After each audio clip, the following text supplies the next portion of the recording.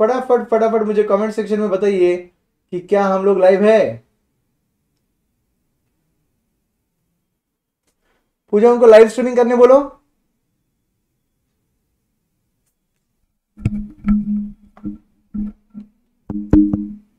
Hello.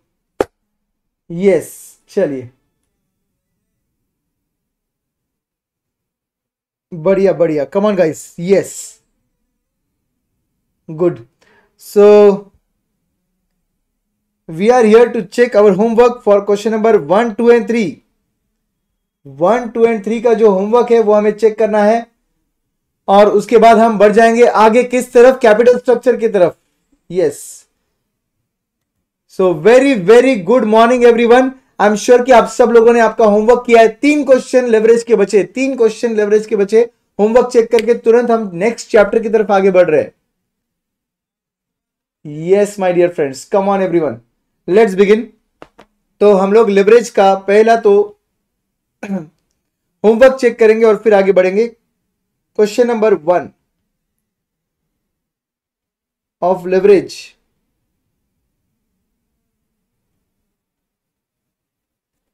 Question number 1 of leverage, page number क्या है ये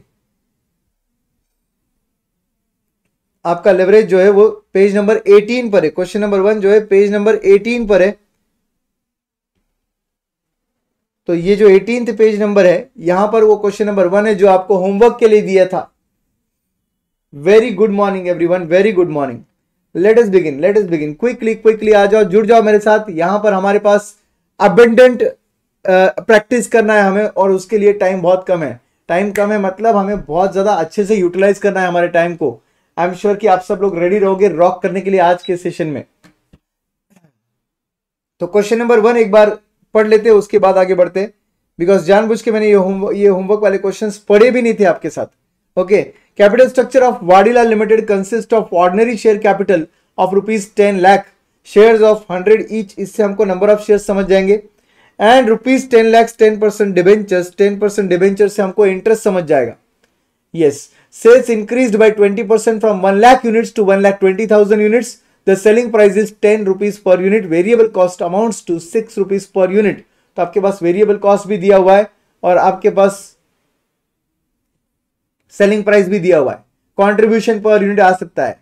ओके, ऐप पे कैसे ज्वाइन करना है सर, मैं आपको आज आपको सब समझा दूंगा, डोंट वरी एट ऑल। और ऐप के बारे में भी आज के लेक्चर के एंड में हम डिस्कस कर लेंगे। अभी फिलहाल के लिए तो यूट्यूब पर चल रहा है, अगला लेक्चर भी यूट्यूब पर रहेगा, don't worry at all. I will instruct the team, अगला लेक्चर भी यूट्यूब पर हो सकता है, आपको चिंता करने की कोई जरूरत नहीं है। ठीक है, ऐप जो है उसके डिटेल्स मैं आपको लेक्चर के एंड में आज प्रोवाइड कर दूंगा, तो एंड तक जुड़े रहिए, आपका सब क्वेरी सॉल्व हो जाएगा। और हमारे टेलीग्राम चैनल पर भी ज्वाइन कर लीजिएगा, वी स्मार्ट का एक टेलीग्राम चैनल का लिंक रहेगा, उस पर ज्वाइन कीजिए। और उसके साथ साथ मेरा पर्सनल टेलीग्राम है CA प्रशांत साडा -intermediate FM, उसमें ज्वाइन कीजिए ताकि पूरे अपडेट्स आपको वहां पर मिल जाएंगे। आपको ऐप का लिंक मिल जाएगा, आपको बाकी डिटेल्स मिल जाएंगे। मेरे टीम का नंबर जो है वो मैं आपके साथ शेयर कर रहा हूं ताकि आपका जो भी क्वेरी है वो भी सॉल्व हो जाएगा। 7880866008। I repeat, technical team save कर लीजिए नंबर 7880866008। ये नंबर पर आपको कांटेक्ट करना होगा अगर आपको कुछ भी दिक्कत आती है तो। ठीक है, तो चलिए गाइस आगे बढ़ते हैं। वेरिएबल कॉस्ट दे रखा है, फिक्स कॉस्ट, टोटल अमाउंट दे रखा है फिक्स कॉस्ट का, इनकम टैक्स रेट भी दे रखा है, मतलब अर्निंग आफ्टर टैक्स तक पहुंच सकते हैं आप। You are required to calculate the following, the percentage increase in the EPS. Percentage increase in the EPS मतलब आपका 1 लाख यूनिट्स का जब सेल था तब ईपीएस कितना था, 1,20,000 यूनिट्स का जब सेल हुआ तब ईपीएस कितना है, और उन दोनों में इंक्रीज कितना हुआ परसेंटेज वाइज आपको वो भी बताना है। ठीक है, बढ़िया है। Then they are saying degree of financial leverage निकालो दोनों लेवल पर, at 1 lakh units and 1,20,000 units. फिर डिग्री ऑफ ऑपरेटिंग लेवरेज निकालो दोनों लेवल पर, 1 lakh units and 1,20,000 units. Comment on the behaviour of operating and financial leverage in relation to increase in the sales from 1 lakh units to 1,20,000 units. तो comment on DOL भी करना है आपको, बढ़िया है। कमेंट ऑन डीओएल भी करना है, पहले डीएफएल निकालना है, फिर डीओएल निकालना है, फिर उसके ऊपर कमेंट करना है। ठीक है, और percentage increase in EPS, earning per share निकालना है। तो चलिए स्टार्ट करते हैं इसके सॉल्यूशन पर। यहां पर रेहान मुशरफ बोल रहे हैं starting with good vibes sir, आप आए तो बाहर ने लुटा ली खुशबू, फूलों फूल तो फूल थे, कांटों से भी आई खुशबू। क्या बात है, क्या बात, क्या बात, क्या बात, एक number. That's called good vibes, positive vibes. Okay, तो चलिए आगे बढ़ते हैं। और मेरे पीछे ही आपको एवरीडे मोटिवेशनल कोट मिलता है, तो ये मोटिवेशनल कोट आपको मोटिवेट करेगा। और तो और इस चैप्टर के अंदर हम लोग, इस पूरे कोर्स के अंदर हम लोग क्या करने वाले, टेक अवेज देने वाले आपको। टेक अवेज क्या होते हैं उसकी एक झलक मैं आपको आज ही दे दूंगा, ठीक है। टेक अवेज मिलेंगे आपको जिससे आपको और मोटिवेटेड फील होगा, not just for study purpose but for life, life as a whole का मोटिवेशन रहेगा। तो गाइस जितने भी लोग मेरे साथ जुड़े हैं, याद रखिए आपको इस कोर्स के अंदर मोटिवेशन के तौर पे, life motivation, not study only, life motivation के तौर पे आपको टेक अवेज भी मिलेंगे। उसका एक झलक आपको आज के लेक्चर के एंड में मिल जाएगा। चलिए स्टार्ट करते गाइस। तो सबसे पहले हमें क्या करना होगा, क्वेश्चन नंबर 1 सॉल्व करने के लिए। यस चैन सेठ बोल रहे सर एक टेक अवे हो जाए। बिल्कुल, आज के लेक्चर के एंड में आज का एक जबरदस्त जबरदस्त नया नवेला टेक अवे आपको मिल जाएगा, ठीक है। तो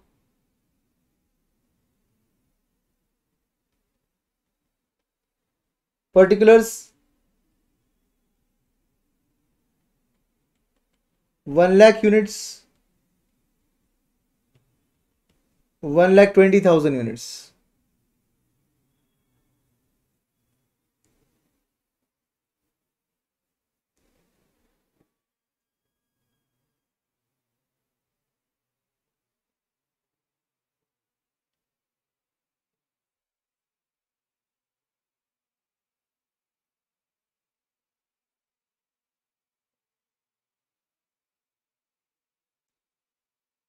चलिए स्टार्ट करते दोस्तों।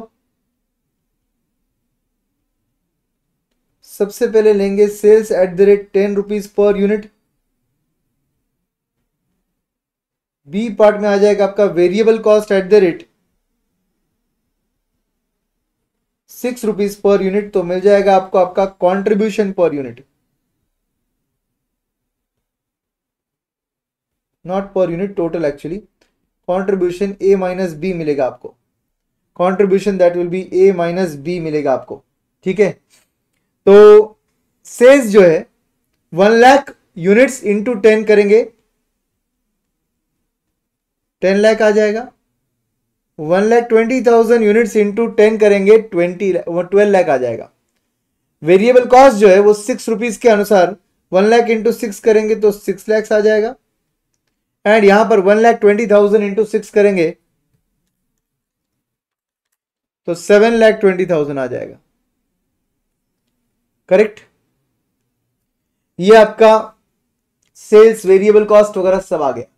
सेल्स जो है वो 10 रुपीज पर यूनिट था, वेरिएबल कॉस्ट जो है वो 6 रुपीज पर यूनिट था, तो ये बचा हुआ 4 रुपीज पर यूनिट का आ गया कॉन्ट्रीब्यूशन, राइट, कॉन्ट्रीब्यूशन आ गया। और यहां पर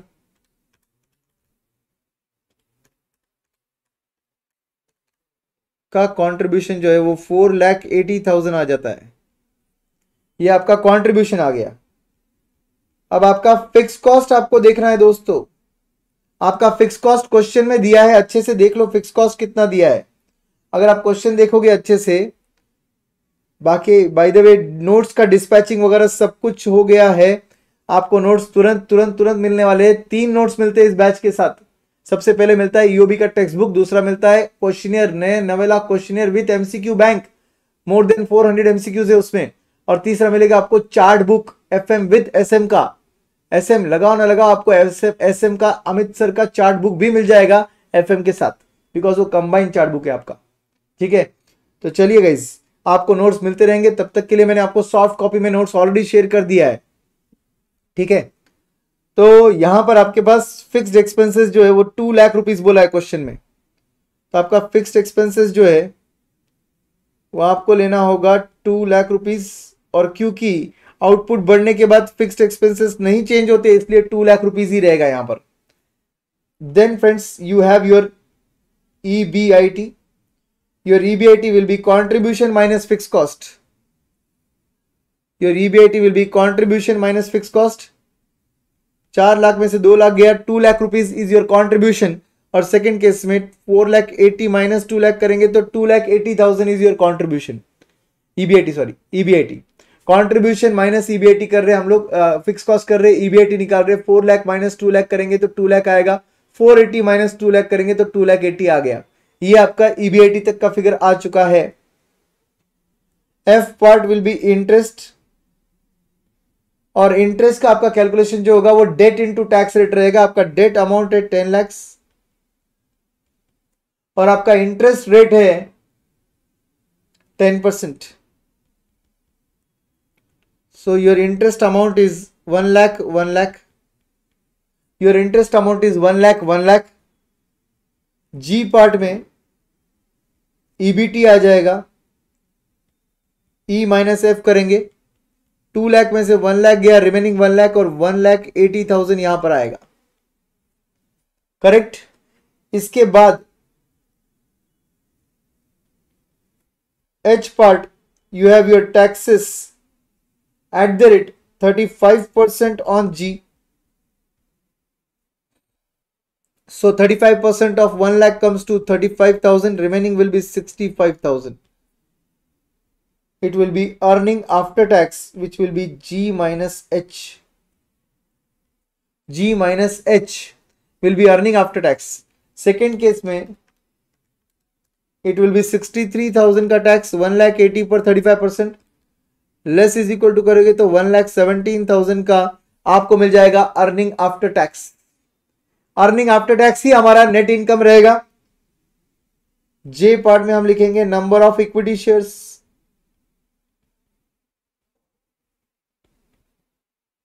क्वेश्चन में पढ़िए नंबर ऑफ इक्विटी शेयर्स के बारे में, 10 lakh rupees divided by 100 each करना पड़ेगा आपको। तो अगर आप कैलसी पे करोगे अच्छे से, 10 लाख डिवाइडेड बाय 100 ईच तो 10,000 नंबर ऑफ शेयर्स।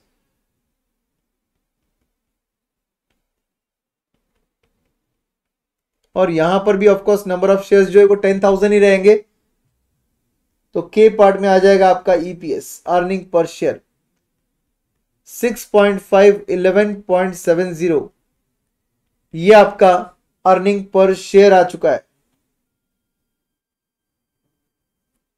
ये आपका अर्निंग पर शेयर आ चुका है गाइस। अब इसके बाद आपको निकालना है आपका percentage increase in EPS, DFL and DOL. So first part में पूछा है percentage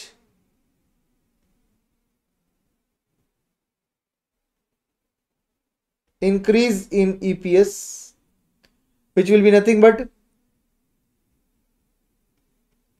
11.70 minus 6.5 divided by 6.5 into 100. 11.7 minus 6.5 divided by 6.5 into 100 करेंगे हम लोग तो इज इक्वल टू 80% आपका आंसर आता है। 80% आपका आंसर आता है परसेंटेज इंक्रीज इन ईपीएस का। सेकेंड पार्ट इन्होंने पूछा है आपको डीएफएल। तो डीएफएल का formula, degree of financial leverage का फॉर्मूला रहेगा EBIT by EBT. Sir percentage change वाला फॉर्मूला क्यों नहीं यूज कर रहे हैं? ध्यान से पढ़िए, क्वेश्चन में दोनों लेवल पर आपको डीएफएल पूछा है। DFL at 1 lakh units and 1,20,000 units, between नहीं पूछा है, आपको दोनों लेवल पर पूछा है। अगर दोनों लेवल पर पूछा है तो ऑब्वियसली आपको कैलकुलेशन करना पड़ेगा दोनों लेवल पर। सो फॉर्मूला रहेगा EBIT by EBT, it will be E divided by जी।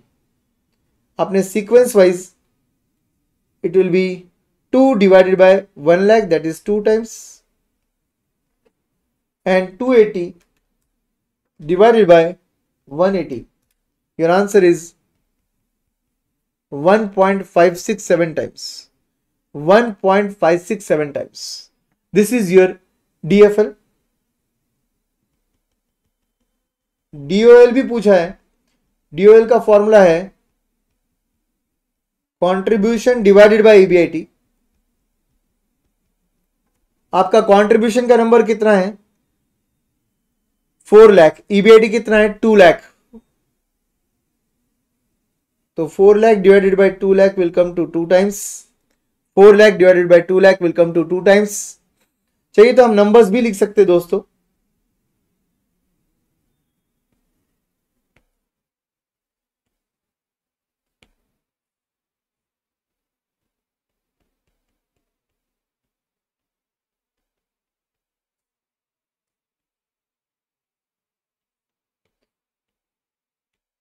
तो ये आपका पहला आंसर आया। और ये 2 लाख डिवाइडेड बाय 1 लाख करेंगे, 2 टाइम्स यहां पर आया। 280 डिवाइडेड बाय 180 करेंगे तो ये आंसर था। और कंट्रीब्यूशन ऊपर का 480 है divided by 280।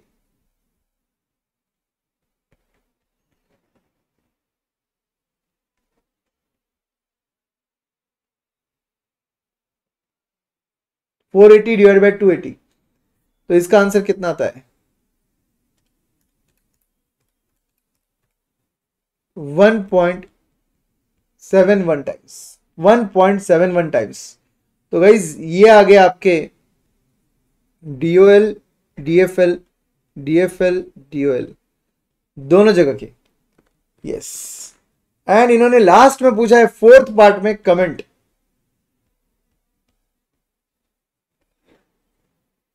On DFL and DOL। Comment on DFL and DOL दोनों पूछा है दोस्तों। तो बोलिए गाइस, बोलिए फटाफट बताइए कमेंट क्या रहेगा। तो आप देख सकते हो आपके फर्स्ट लेवल पर जहां पे आपका सेल्स 1 लाख था, आपका ये आंसर आया। और जैसे ही सेल्स बढ़ गया तो आपके आंसर्स घट गए। आपके रिस्क जो है वो घट चुका है with the increase in sales. Guys fix cost interest आप सबको पता है सेम होता है। तो जब आपके सेल्स बढ़ जाते हैं तो उस पे होने वाला इंपैक्ट जो है वो घट जाता है। उस पे होने वाला इंपैक्ट जो है वो घट जाता है जब आपका सेल्स बढ़ जाता है। तो ऐसी सेम लॉजिक से यहां पर भी यही होगा। आपका पहले रिस्क ज्यादा दिख रहा है बिकॉज सेल्स कम थे। जैसे ही सेल्स बढ़ गए आपका रिस्क जो है वो घट चुका है, क्योंकि interest cost and fix cost of operation दोनों सेम थे। जब आपके सेल्स बढ़ गए तो ये दोनों कॉस्ट सेम थे, तो आप उस पे होने वाला जो इंपैक्ट था सेल्स बढ़ने की वजह से घट चुका है, क्योंकि अमाउंट सेम रह गए। आपका फिक्स कॉस्ट कितना था? 2 लाख था सर। आपका इंटरेस्ट कॉस्ट कितना था? 1 लाख था सर। सेल्स बढ़ने के बावजूद भी वो 2 लाख और 1 लाख ही था ना, तो ऑटोमेटिकली सेल्स बढ़ने के बाद उसका इंपैक्ट घट गया। तो हम लोग बोलेंगे यहां पर comment on DOL and DFL। हम बोलेंगे यहां पर DFL and DOL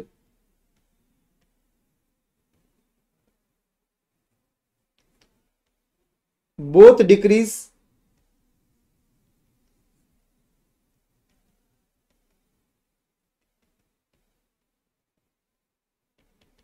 with the increase in sales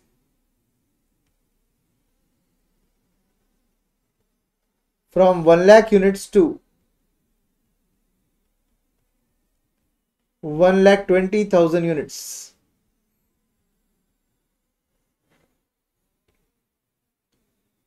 indicating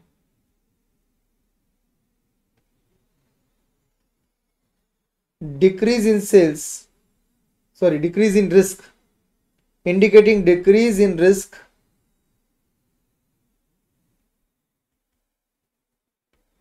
with the increase in sales volume.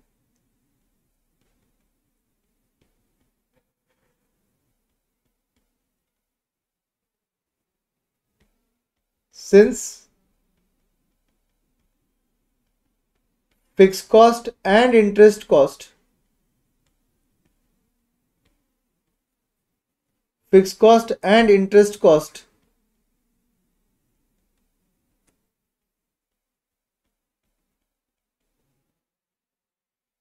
remains constant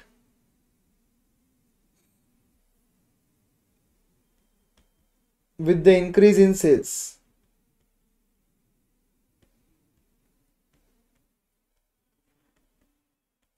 भाई सेल्स बढ़ चुका है, that does not mean, sales बढ़ चुका है दैट डज नॉट मीन कि आपका फिक्स कॉस्ट भी बढ़ेगा, आपका इंटरेस्ट कॉस्ट भी बढ़ेगा।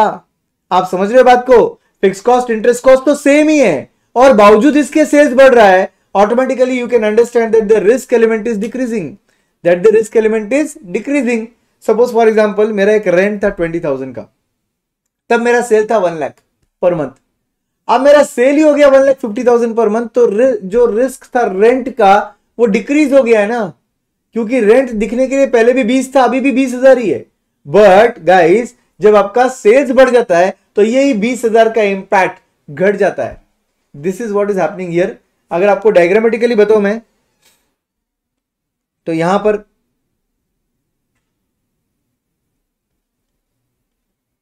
आपका सेल्स चार्ट है, ये आपका जीरो सेल है, सपोज ये ब्रेक इवन पॉइंट है, और यहां पर आपका एक्चुअल सेल था 1 लाख यूनिट्स का, तो आपका मार्जिन ऑफ सेफ्टी तो इतना ही था। इतना कम मार्जिन ऑफ सेफ्टी है मतलब रिस्क ज्यादा है। बट जब यही सेल्स इधर चला जाता है, actual sales new 1.2 lakh units का सेल्स हो जाता है, तो ऑब्वियसली आपका जो मार्जिन ऑफ सेफ्टी है, न्यू मार्जिन ऑफ सेफ्टी है, वो तो बढ़ गया ना। जब मार्जिन ऑफ सेफ्टी बढ़ गया है तो रिस्क घट गया है। जब मार्जिन ऑफ सेफ्टी बढ़ गया है तो रिस्क क्या हो गया है, घट गया है। यस तो ये रहा दोस्तों आपका solution for question number 1 with comment with explanation and everything. ठीक है, अब आते हैं हम क्वेश्चन नंबर 2 की तरफ। क्वेश्चन नंबर 2 की तरफ आते हैं हम लोग। कमेंट पार्ट भी हमने सॉल्व किया। क्वेश्चन नंबर 2 आपका होमवर्क था, selected financial data of P Q and R company आपको दिया हुआ है। Variable cost as a percentage of sales 66 2/3, 75 and 50। Interest expense 200 rupees, 300 rupees, 1000 rupees. Degree of operating leverage 5 times, 6 times, 2 times. Degree of financial leverage 3 times, 4 times, 2 times. Income tax rate is 35%। Prepare income statement for P Q and are. Comment on the financial position and structure of this company. तो मैंने आपको बोला था कल underline करके कि comment जो है हम साथ में लिखेंगे, आपको बस इनकम स्टेटमेंट बनाना है अच्छे से। इनकम स्टेटमेंट बनाने के लिए आपको लेवरेजेस दिए और आपको सेल्स तक पहुंचना है ताकि आपका पूरा इनकम स्टेटमेंट रेडी हो जाए। ठीक है, तो क्योंकि ये 3 कंपनीज का इंफॉर्मेशन एक साथ है तो हम लोग कॉलमनर सॉल्व करेंगे तो जल्दी आसानी से सॉल्व हो जाएगा। तो let's do one thing, solve this as columnar data.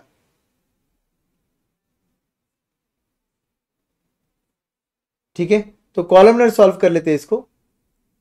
ये आपका क्वेश्चन नंबर 2 पेज नंबर 18 पर।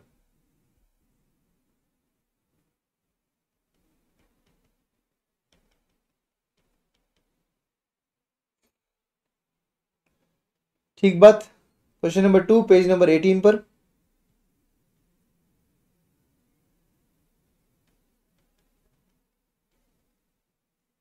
Particulars P limited, Q limited, R limited.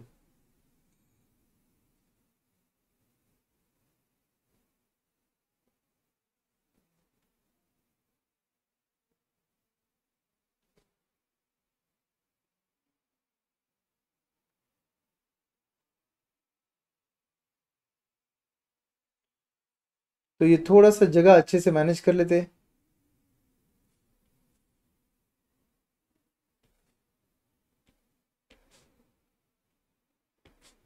ठीक है,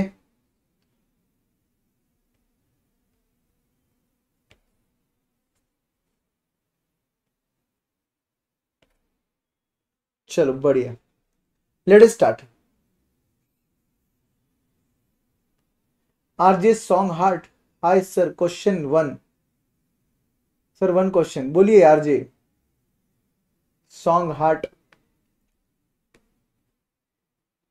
क्या क्वेश्चन है आपका, बताइए इधर। No problem, will solve it. आप बताइए क्वेश्चन क्या है।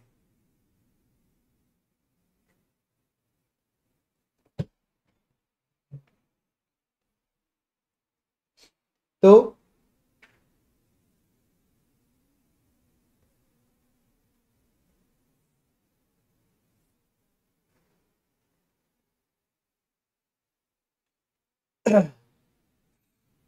बताइए क्या हुआ। सबसे पहले फर्स्ट थिंग डीएफएल का फॉर्मूला यूज करेंगे, EBIT by EBIT minus interest. Preference dividend तो दिया नहीं है, EBIT divided by EBIT minus interest का फॉर्मूला यूज करेंगे दोस्तों हम लोग। ध्यान से सुनिए मेरी बात को। यहां पर हमें इन तीनों कंपनीज के अंदर इंटरेस्ट पता है और डीएफएल भी पता है, इंटरेस्ट पता है और डीएफएल भी पता है, तो ऑटोमेटिकली हमको मिल जाएगा हमारा ईबीआईटी। जैसे कि कंपनी पी की हद तक आपका डीएफएल जो है 3 टाइम्स है, ईबीआईटी पता नहीं क्या है, divided by EBIT minus interest का अमाउंट 200 है। अगर आप इसे सॉल्व करोगे तो ऑटोमेटिकली आपका ईबीआईटी का आंसर मिल जाएगा 3 EBIT minus 600 is equal to EBIT. 3 EBIT minus 600 is equal to EBIT. तो अब ऑब्वियसली उधर का ईबीआईटी इधर ले जाओ, इधर का 600 उधर ले जाओ, तो ऑटोमेटिकली बन जाएगा 2 EBIT is equal to 600, therefore EBIT is equal to 300 rupees. EBIT is equal to 300 rupees. तो अगर आपको मेरे साथ सॉल्व करना है प्रॉपरली तो आप सॉल्व भी कर सकते हो। जस्ट पहला पार्ट सॉल्व कर रहे इसलिए मैं आपको सॉल्व करके दिखा रहा हूं। 3 EBIT minus 600 is equal to EBIT, therefore 2 EBIT is equal to 600, therefore EBIT is equal to 600 by 2, 300 आएगा। यस 300 आएगा। ऐसी सेम दोस्तों, सेम लाइक दिस Q के केस में आएगा।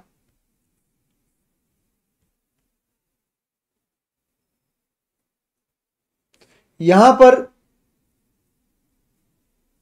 आपके ये नंबर्स बदल जाएंगे तो ऑटोमेटिकली आने वाला आंसर जो है वो बदलेगा। ठीक है, यहां पर होगा क्या सर, यहां पर आपका डीएफएल है, सेकेंड केस में आपका डीएफएल है 4 टाइम्स, तो हम बोलेंगे 4 is equal to EBIT upon EBIT minus interest. उधर का इंटरेस्ट है 300, उधर का इंटरेस्ट है 300। अगर आप इसे सॉल्व करोगे तो guys it will B 4 EBIT minus 1200 1200 is equal to EBIT. 3 EBIT is equal to 1200. Therefore, EBIT is equal to 1200 by 3. 400 rupees. 400 rupees का आपका EBIT आ जाएगा सेकेंड पार्ट में।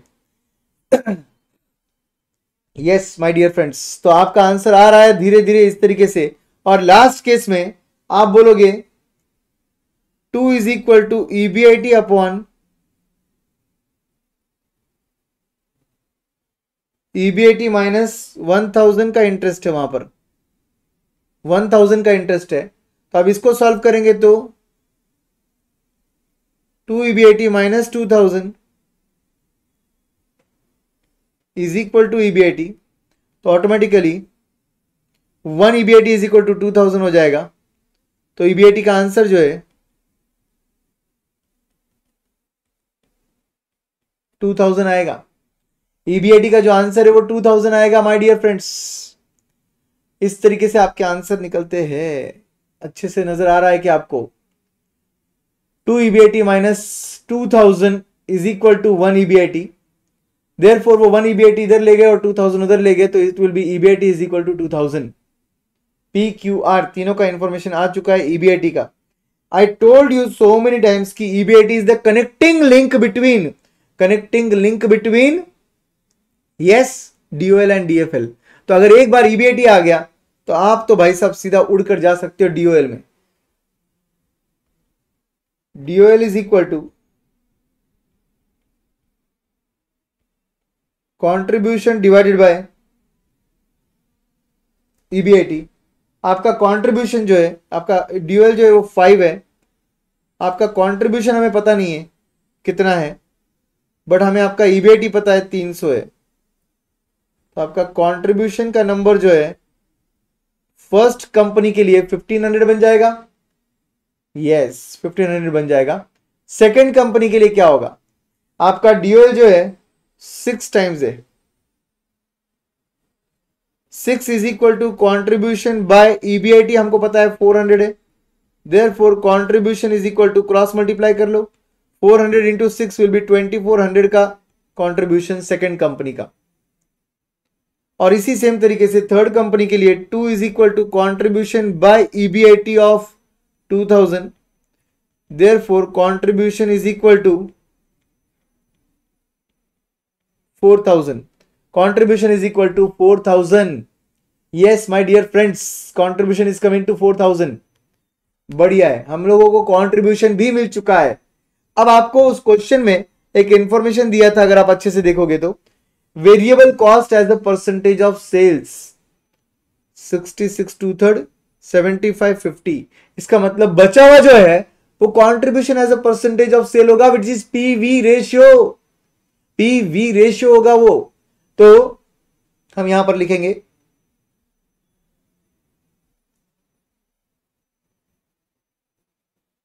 Third part,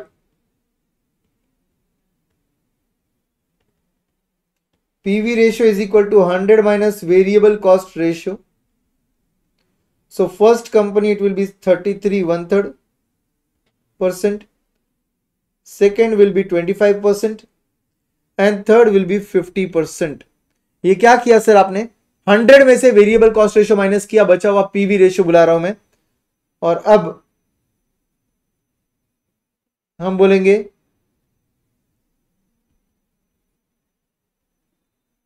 therefore sales is equal to contribution divided by PV ratio. Sales is equal to contribution divided by PV ratio. आपके पास contribution ready है, आपके पास PV ratio ready है, divide कर लो, आपको मिल जाएगा आपका sales. So 1500 divided by 33 1/3% is equal to 4500 आएगा। Yes. Second case 2400 divided by 25% is equal to 2400 divided by 25% is equal to 9600 का सेल्स। एंड लास्ट केस में 4000 divided by 50% is equal to 8000। ये आ गया आपका सेल्स का अमाउंट, ये आ गया आपका सेल्स का अमाउंट माय डियर फ्रेंड्स। बढ़िया है, आप सेल्स का अमाउंट भी निकाल चुके हो। अब आपको करना क्या है? आपको डायरेक्टली इनकम स्टेटमेंट बनाना है और फिर कमेंट करना है।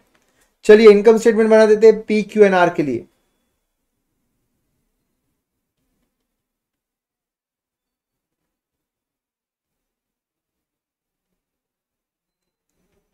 Income statement particulars P limited, Q limited, R limited.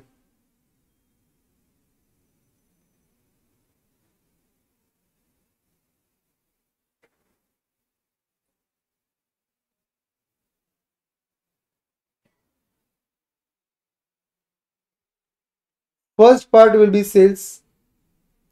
हमने सेल्स ऑलरेडी निकाला है।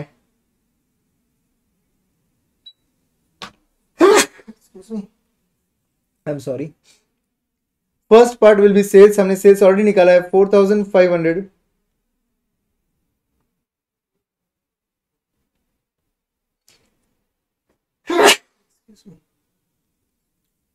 9600 एंड 8000। पुणे में बहुत ठंड शुरू हो चुकी है भाई, बहुत ज्यादा। यस, तो these are your sales level. Minus करेंगे, सेकेंड पार्ट में हम लिखेंगे वेरिएबल कॉस्ट, थर्ड पार्ट में हम लिखेंगे कंट्रीब्यूशन। तो by default this can be your balancing figure, this can be your balancing figure because we know the contribution amounts. Your contribution amount is 1500 2400 and 4000.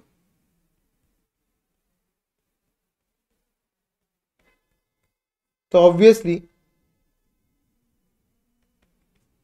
ये जो बचा है ये बैलेंसिंग फिगर है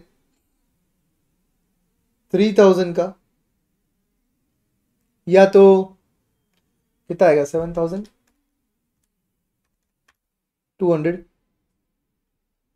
और ये आएगा 4,000।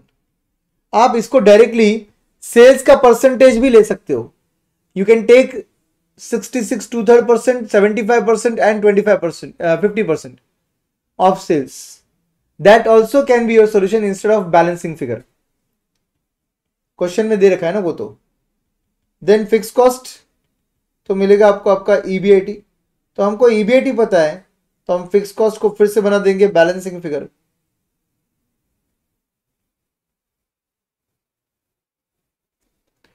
तो ईबीआईटी के नंबर्स जो है ये क्वेश्चन में रेडी है। आपका ईबीआईटी है 300, 400, 2000, 300, 400 एंड 2000। तो बचा हुआ ये जो आएगा ये बैलेंसिंग फिगर आ जाएगा 1200, 2000 एंड 2000। जो लोग सोच रहे होंगे सर फिक्स कॉस्ट तो सेम ही रहता है सर, फिर पी का अलग क्यों आया सर? कंपनीज अलग है तो फिक्स कॉस्ट कैसे सेम रहेगा? तीनों कंपनी को साथ में सॉल्व कर रहे हैं हम बस, ठीक है। देन ईबीआईटी आ चुका है। You will then take interest. Interest is given in the question. First case 200, second case 300, and last case 1000. So G part will be EBT 100, 100 and 1000. 100, 100 and 1000. H part we will take tax. Tax at the what? 35% on G. So I part will be your earning after tax.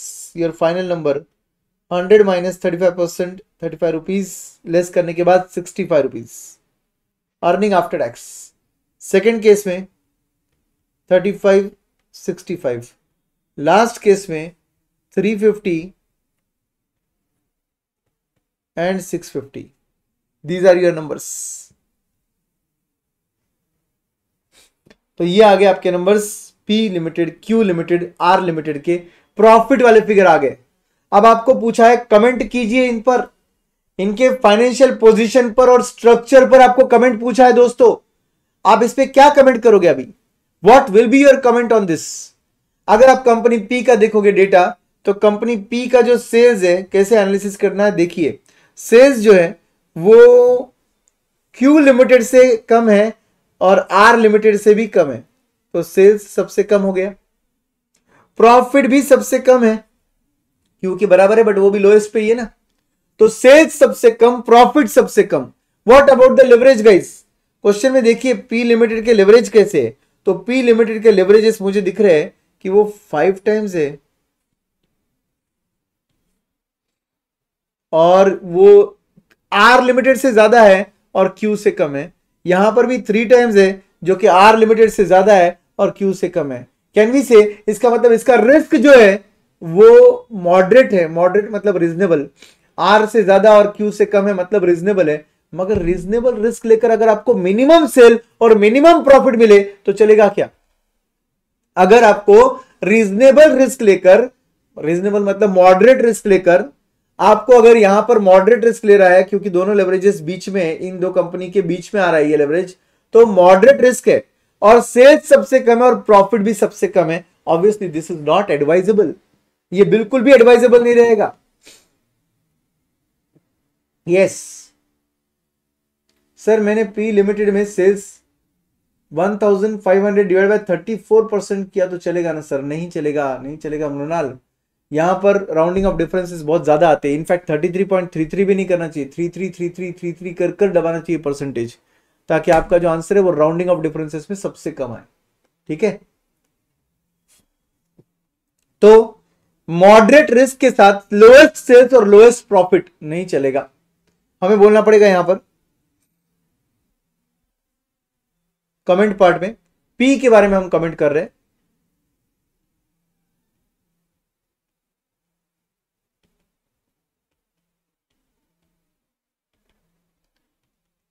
It has lowest sales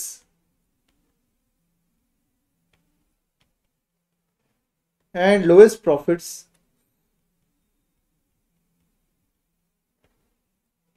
in spite of moderate risk, since DOL and DFL both are moderate. Moderate मतलब क्या होता है sir? Reasonable. तो तीनों company का अगर मैं comparison करूं तो मुझे दिख रहा है कि वो आर से ज्यादा है और पी से कम, क्यू से कम है, तो इसलिए मैं उसे बुला रहा हूं reasonable, that is moderate.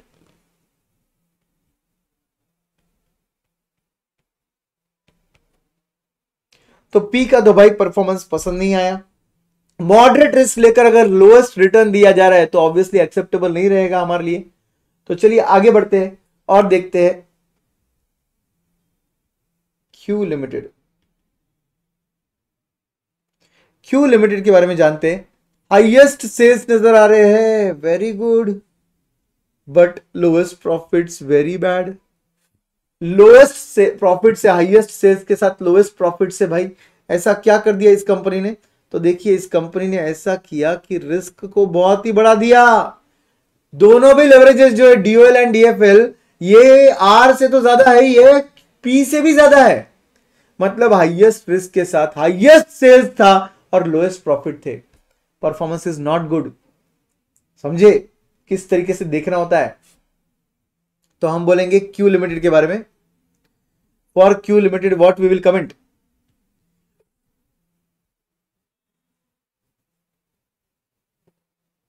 it has highest profits, highest sales बोलेंगे, it has highest sales and lowest profits in spite of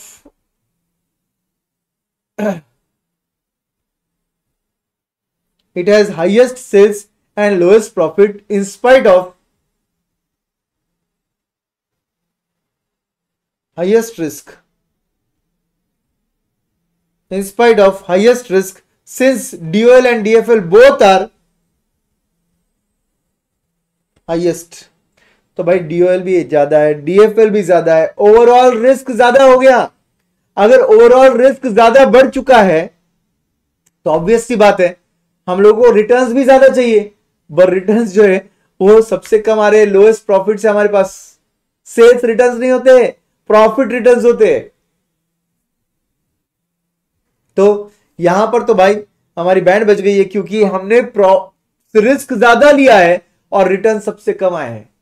तो ये तो बिल्कुल भी एक्सेप्टेबल नहीं है, ये तो गलत बात है क्यू लिमिटेड के बारे में। अब जाते हैं लास्ट पार्ट आर लिमिटेड के बारे में।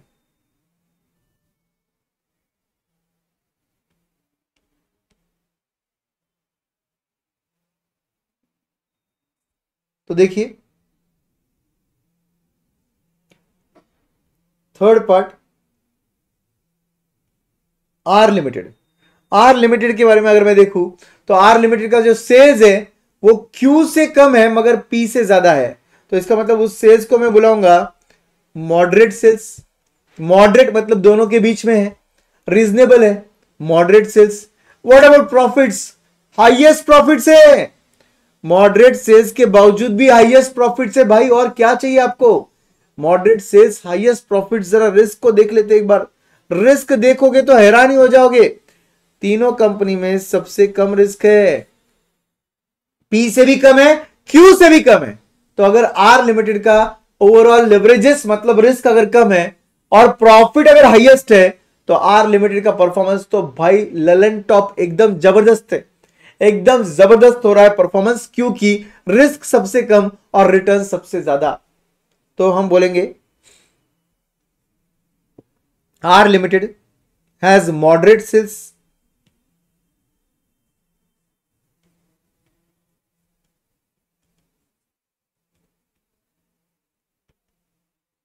R Limited has moderate sales and highest profits। moderate sales जाने दो रे, प्रॉफिट सबसे ज्यादा है, and in spite of lowest risk, Since DOL and DFL both are lowest, in spite of lowest risk, since DOL and DFL both are lowest, तो फिर इसका मतलब hence R Limited is best in its performance.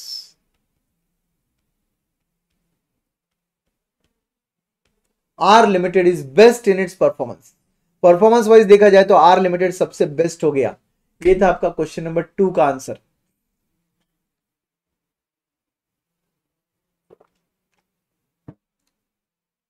Question number 2 का answer था ये P Q are limited का। I am sure कि आपने कमेंट सेक्शन ट्राई भी नहीं किया रहेगा, बट जो मैथमेटिकली आपने यहां पर सॉल्व किया है ये सब आपका करेक्ट होना चाहिए, except for round of difference जैसे मृणाल ने बोला। चलिए बढ़िया है। अब आते हैं आपका क्वेश्चन नंबर 3। क्वेश्चन नंबर 3 जो है वो सिमिलर था, ए बी और सी लिमिटेड के लिए था। आउटपुट दे रखा है, फिक्स कॉस्ट दे रखा है टोटल, और unit variable cost, unit variable cost के बाद लास्ट में यूनिट सेलिंग प्राइस भी दिया है। इंटरेस्ट एक्सपेंस का अमाउंट दे रखा है, और आपको पूछा है calculate the degree of operating leverage, degree of financial leverage and degree of combined leverage for the following and interpret the results. देखिए एग्जाम में क्या होता है, आप ये पार्ट भूल जाते हो, आप आंसर फॉर्म में लिख देते हो, आपको लगता है वाओ क्लास के नोट्स का क्वेश्चन आ गया, और धड़ धड़ धड़ धड़ सॉल्व करते हो और बोलते हो चलो आगे बढ़ते हैं अभी, और इंटरप्रिटेशन छोड़ देते हो। अगर ये क्वेश्चन 6 मार्क के लिए तो रहेगा, तो इंटरप्रिटेशन के लिए 3 या 4 मार्क रहेंगे, 3 या 2 मार्क रहेंगे। इंटरप्रिटेशन के लिए 2 से 3 मार्क रहेंगे दोस्तों, बचे हुए आंसर के लिए 3 से 4 मार्क रहेंगे। तो एग्जाम में स्कोर क्यों कम होता है, पेपर अच्छा जाने के बावजूद भी क्यों कम होता है, आई एम श्योर आप समझ रहे हो।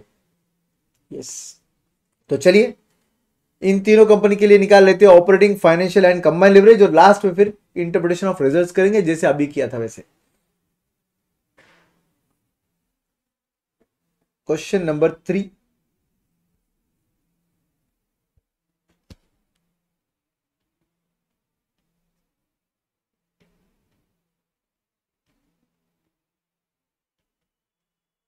पर्टिकुलर्स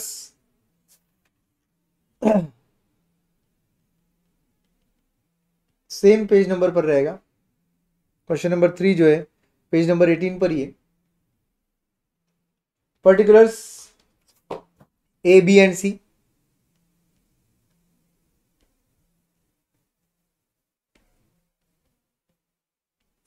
ए बी एंड सी।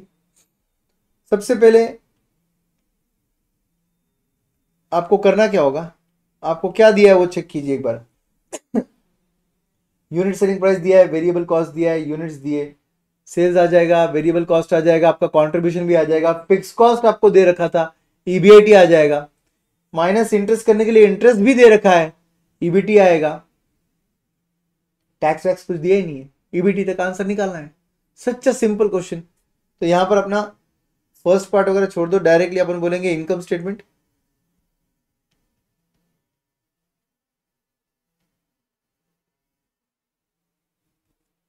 और यहां पर आएगा A part sales at the rate 3 rupees per unit. आपको चाहिए आप पहले आउटपुट लिख सकते हो, उसके बाद फिर सेलिंग प्राइस लिख सकते हो, ताकि आप आउटपुट इनटू सेलिंग प्राइस कर सकते हो। ठीक है, तो इसका एक और सॉल्यूशन भी बन सकता है, अगर आपको चाहिए तो आप ऐसा भी लिख सकते हो। इसको नीचे ले लो बी पार्ट में, और ए पार्ट में लिख दो आपका आउटपुट। उससे क्या होगा सर, तो यहां पर लिख सकते हैं हम लोग ए इंटू 3 रुपीज, ए इंटू 3 रुपीज। आप डायरेक्टली आउटपुट ले लो। अच्छा 3 नहीं आएगा यहां पर, ए इंटू 3 रुपीज नहीं आएगा, क्योंकि आपका यूनिट सेलिंग प्राइस अलग है।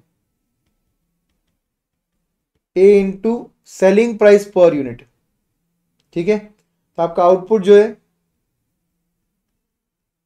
3 lakh units, 75,000 units, 5 lakh units आएगा। देन 3 लाख इंटू 3 करेंगे तो 9 लाख आ जाएगा सेल्स। फिर 75,000 इंटू 25 करेंगे तो 18,75,000 का आपका सेल्स आ गया, और 5 लाख इंटू 0.5 करेंगे 2,50,000 का आपका सेल्स आ जाएगा। तो इस तरीके से आपका सेल्स का नंबर आएगा दोस्तों, output into selling price per unit करके आएगा, output into selling price per unit करके आएगा। Then variable cost, output into variable cost per unit करके आएगा, output into variable cost per unit, तो 3 इंटू 1 इज 3 lakhs। तो D part will be contribution, B minus C 6 lakhs। Then 75,000 into 7.5 करोगे तो 562,500 का आपका टोटल वेरिएबल कॉस्ट आएगा। क्या किया सर आपने, number of unit 75,000 into per unit आपका वेरिएबल कॉस्ट 7.5 दिया है क्वेश्चन में, तो मल्टीप्लाई कर 5,62,500 आएगा। और अगर आप सेल्स में से इसे माइनस कर दोगे तो आपका आंसर आएगा 13,12,500, 13,12,500। और आपका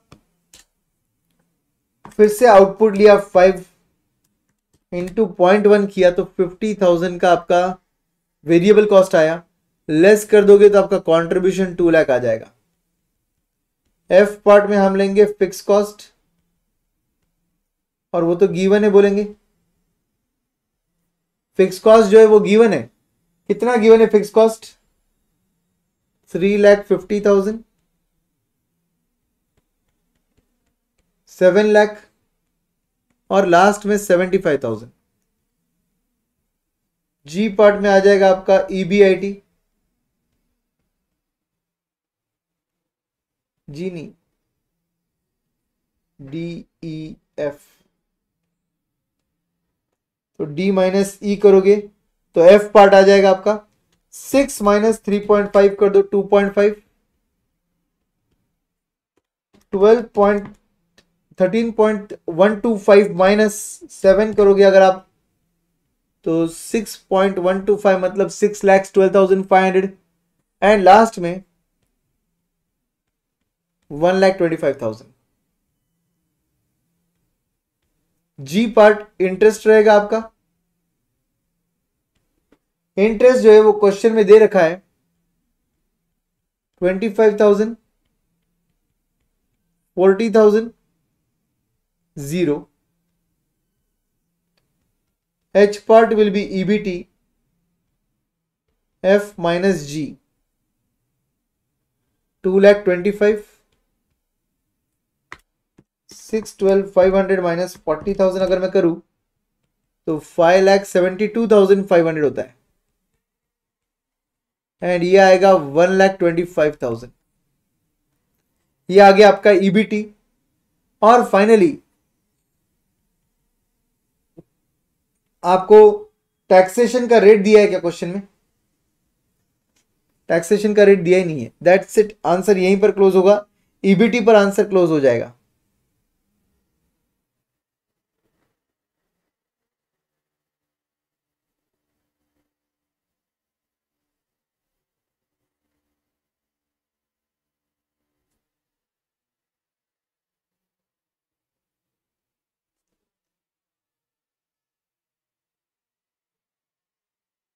तो my dear friends, this is your answer.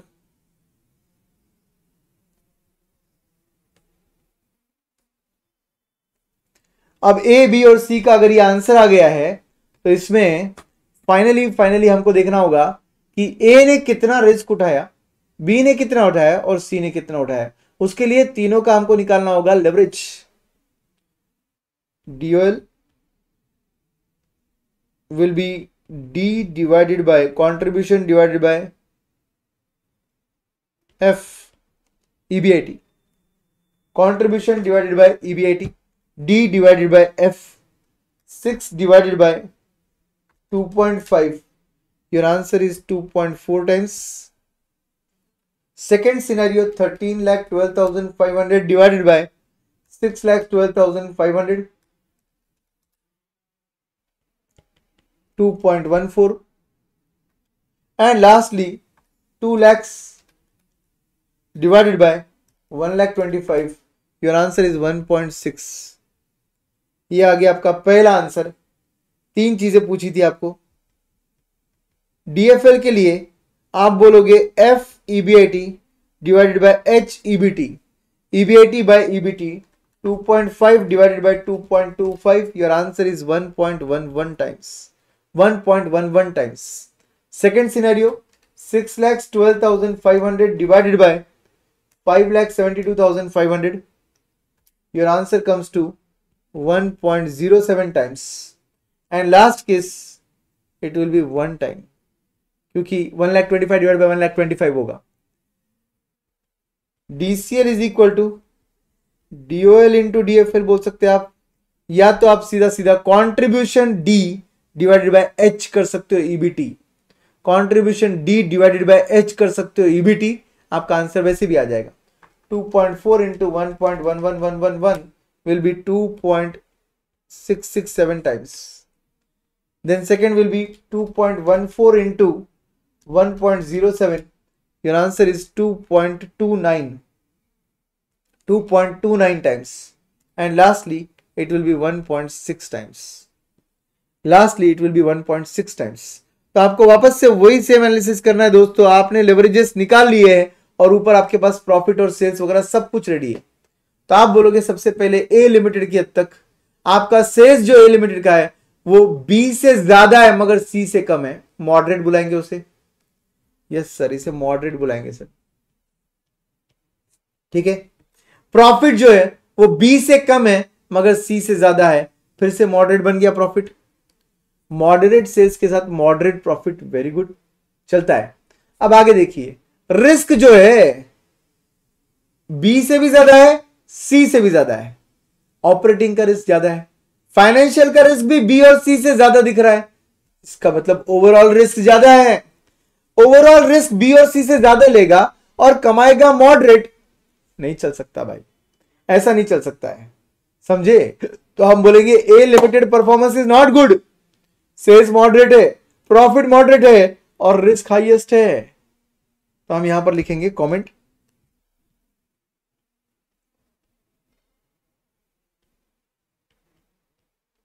First will be A limited, it has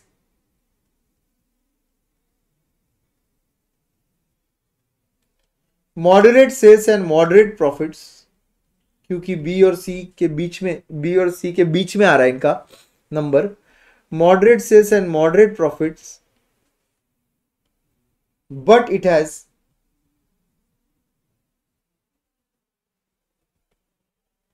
highest risk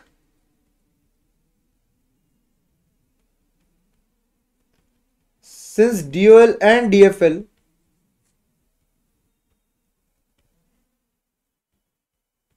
both are high, DOL and DFL both are high, ऐसे केस में कंपनी का परफॉर्मेंस अच्छा नहीं है, इसका मतलब।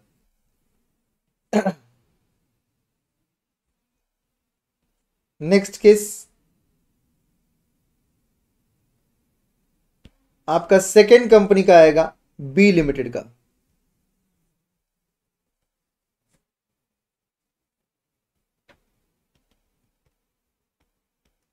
हम बोलेंगे सेकेंड कंपनी बी लिमिटेड। जरा बी लिमिटेड का डेटा देखना, बी लिमिटेड का सेल्स जो है वो सबसे कम है, प्रॉफिट जो है वो सबसे ज्यादा है। अरे सेल्स गया तेल लेने, प्रॉफिट सबसे ज्यादा है, दैट्स मोर इंपॉर्टेंट, प्रॉफिट सबसे ज्यादा है। What about risk, risk C limited से ज्यादा है मगर ए से कम है। देखो डीओएल सी से ज्यादा और ए से कम, इधर भी डीएफएल सी से ज्यादा मगर ए से कम। तो भाई रिस्क जो है वो मॉडरेट है दोनों के बीच में, और सेल्स सबसे कम मगर प्रॉफिट सबसे ज्यादा है। सेल्स सबसे कम बोल सकते क्या, सबसे कम सेल्स नहीं है। ओ माय गॉड, यूनिट्स में क्यों देख रहे हैं अपन लोग सेल्स को, सेल्स को यूनिट्स में नहीं देखते, नंबर में देखते यहां पर। तो यहां का सेल्स सबसे ज्यादा हुआ, नंबर्स में नहीं, रुपीज में देखते सेल्स को, यूनिट्स में नहीं देखते। तो यहां पर सेल्स सबसे हाईएस्ट है, प्रॉफिट भी हाईएस्ट है, और रिस्क जो है वो मॉडरेट है। मॉडरेट रिस्क के साथ हाईएस्ट सेल्स और हाईएस्ट प्रॉफिट, और क्या चाहिए आपको? रीजनेबल है आपका रिस्क, सेल्स सबसे ज्यादा, प्रॉफिट भी सबसे ज्यादा, और क्या चाहिए इससे बेटर? हम बोलेंगे performance is best. B limited सबसे बेस्ट नजर आ रहा है। यस, तो यहां पर लिखो आप, it has highest sales and highest profit, but के जगह हम लिखेंगे in spite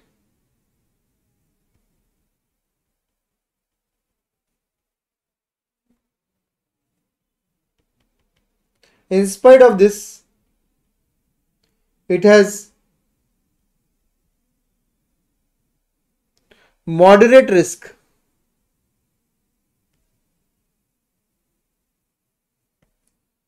Moderate risk. In spite of this, it has moderate risk since DOL and DFL both are moderate. What is the meaning of moderate? Reasonable.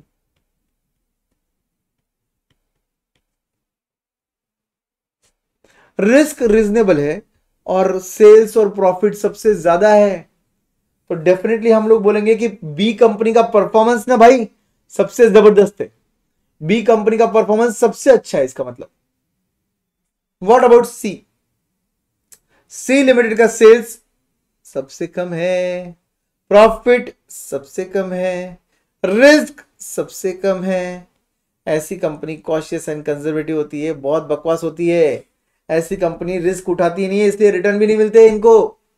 हम बोलेंगे C limited not at all good, cautious and conservative है ये। Cautious and conservative मतलब risk उठाने के मामले में बहुत पीछे, तो रिटर्न्स के मामले में भी बहुत पीछे होगी। देख रहे हो आप, रिटर्न्स भी सबसे कम है। तो हम यहां पर लिखेंगे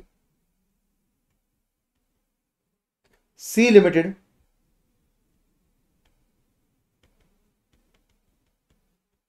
it has lowest sales and lowest profits,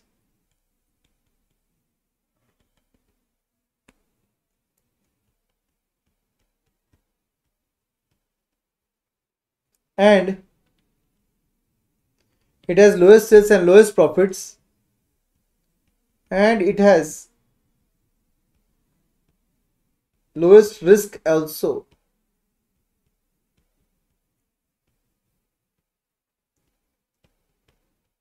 Since DOL and DFL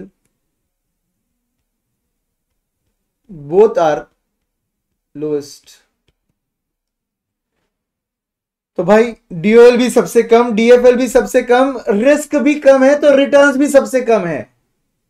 तो हम बोलेंगे thus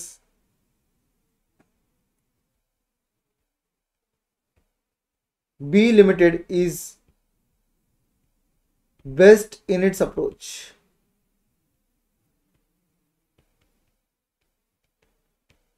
B Limited is best in its approach. जो B Limited है उसका जो अप्रोच है वो सबसे बेस्ट है, क्योंकि वो क्या कर रहा है? मॉडरेट रिस्क के साथ हाईएस्ट सेल्स और हाईएस्ट प्रॉफिट कमा रहा है। हाईएस्ट सेल्स और हाईएस्ट प्रॉफिट कमा रहा है मॉडरेट सेल्स के बाद, मॉडरेट रिस्क के बाद। Highest sales, highest profit, moderate risk के साथ। और क्या चाहिए आपको? परफॉर्मेंस बी लिमिटेड का सबसे बेस्ट हो गया इसका मतलब। यस, तो ये रहा दोस्तों आपका क्वेश्चन नंबर 3 का आंसर। और इसी के साथ हम बोल सकते हैं कि हमने क्या कंप्लीट कर लिया है? Leverage topic. हमने लेवरेज टॉपिक कंप्लीट कर लिया है मेरे दोस्तों। और अब हम आगे बढ़ रहे हैं किस टॉपिक की तरफ? कैपिटल स्ट्रक्चर की तरफ। Yes, so we are starting with capital structure my dear friends. फटाफट फटाफट ये वीडियो जो है उन फ्रेंड्स के साथ शेयर कर लो जो लोग कैपिटल स्ट्रक्चर के लिए वेट कर रहे थे। यस,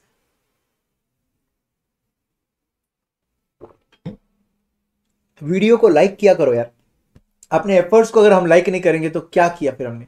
क्या पॉजिटिविटी फैलाई अपने, अगर अपने एफर्ट्स को ही हमने लाइक नहीं किया तो जैसे rightly said bye Rehan Musharraf कि स्टार्टिंग विद पॉजिटिव वाइब्स, तो हम लोग भी पॉजिटिव वाइब्स स्प्रेड करना चाहते हैं, उसी के साथ स्टार्ट करना चाहते हैं। इसीलिए आपको भी क्या करना चाहिए, वीडियो को लाइक करना चाहिए और उन फ्रेंड्स के साथ जरूर शेयर करना चाहिए जो इस चैप्टर के लिए वेट कर रहे थे। आपको बोला होगा उन्होंने कि बस ये चैप्टर शुरू हुआ तो मुझे बताना, तो जरूर उनके साथ शेयर कीजिएगा ये वीडियो तुरंत। ठीक है, चलिए आगे बढ़ते हैं और हम स्टार्ट कर रहे हैं हमारा अगला topic. What is the name of the topic? The name of the topic is capital structure. डरावना टॉपिक लगता है काफी लोगों को, बहुत इंटरेस्टिंग टॉपिक है, बहुत ज्यादा इंटरेस्टिंग टॉपिक है।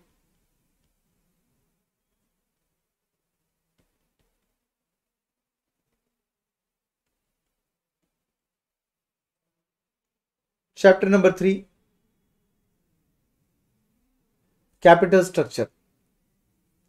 अगर आप देखोगे आपके नोट्स में, आपको नोट्स जो है जल्दी मिल जाएंगे, डोंट वरी एट ऑल, आपको नोट्स जल्दी मिल जाएंगे। हम लोगों के डिस्पैचेस ऑलरेडी शुरू हो चुके हैं, बट मीनवाइल आपको कोई तकलीफ ना हो इसलिए ये ऑलरेडी सॉफ्ट कॉपी में मेरे टेलीग्राम चैनल पर, वी स्मार्ट के टेलीग्राम चैनल पर ऑलरेडी डाल दिया है। तो आप लोग CA प्रशांत साडा डैश इंटरमीडिएट FM ये चैनल को टेलीग्राम पे सर्च कीजिए, तुरंत उसको सब्सक्राइब कीजिए ताकि आपको ये पिन किए हुए नोट्स मिल जाएंगे। ठीक है, और वहां पर डेली बेसिस पर अपडेट्स होते ही है। इनफैक्ट आज के लेक्चर का भी अपडेट मैंने उधर डाला है। यस,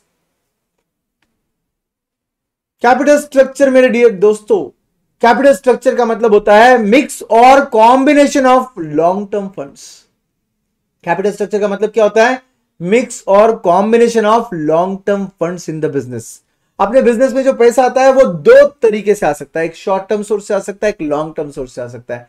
जब हम कैपिटल स्ट्रक्चर की बात करते हैं तो हम सिर्फ और सिर्फ लॉन्ग टर्म सोर्स पे फोकस करते हैं।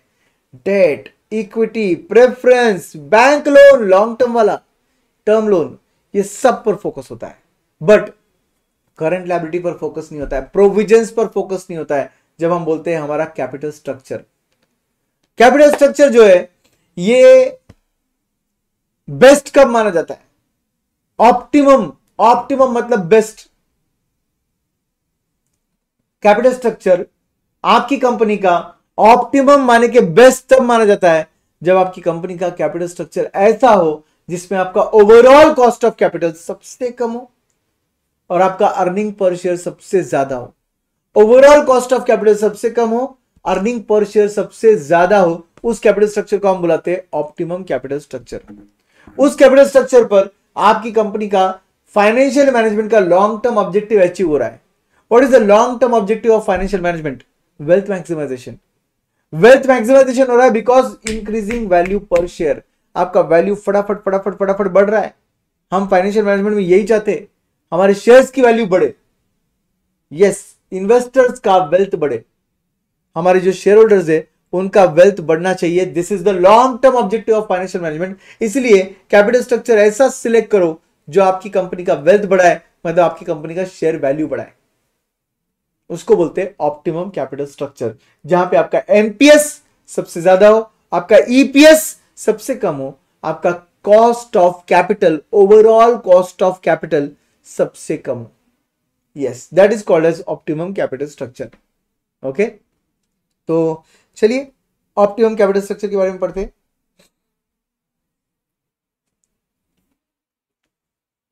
देखो यहां लिखा है, one of the basic objective of financial management is to maximize the wealth or value of the firm. Capital structure is said to be optimum when the firm has the combination of debt and equity so that the wealth of the firm is maximum. तो भाई capital structure जो optimum है उसका definition यही है कि firm का ऐसा डेट इक्विटी का कॉम्बिनेशन सिलेक्ट करो जिसमें आपका वेल्थ ऑफ फर्म जो है वो मैक्सिमम होना चाहिए। At this level the cost of capital is minimum, मतलब ऑप्टिमम लेवल पर आपका कॉस्ट ऑफ कैपिटल जो है वो सबसे कम होता है। एंड मार्केट प्राइस पर share is maximum, MPS is maximum, EPS is maximum, and cost of capital जिसको हम लोग सिंबॉलिकली केओ बुलाएंगे, जिसको हम लोग टेक्निकली वैक बुलाते हैं, वैक मतलब weighted average cost of capital, सबसे कम होना चाहिए। तो यहां पर एमपीएस सबसे ज्यादा, weighted average cost of capital क्यू सबसे कम, ऑटोमेटिकली आपका शेयर होल्डर का वेल्थ सबसे ज्यादा, इसी को बुलाते हैं optimum capital structure. By the way optimum का मतलब होता है बेस्ट।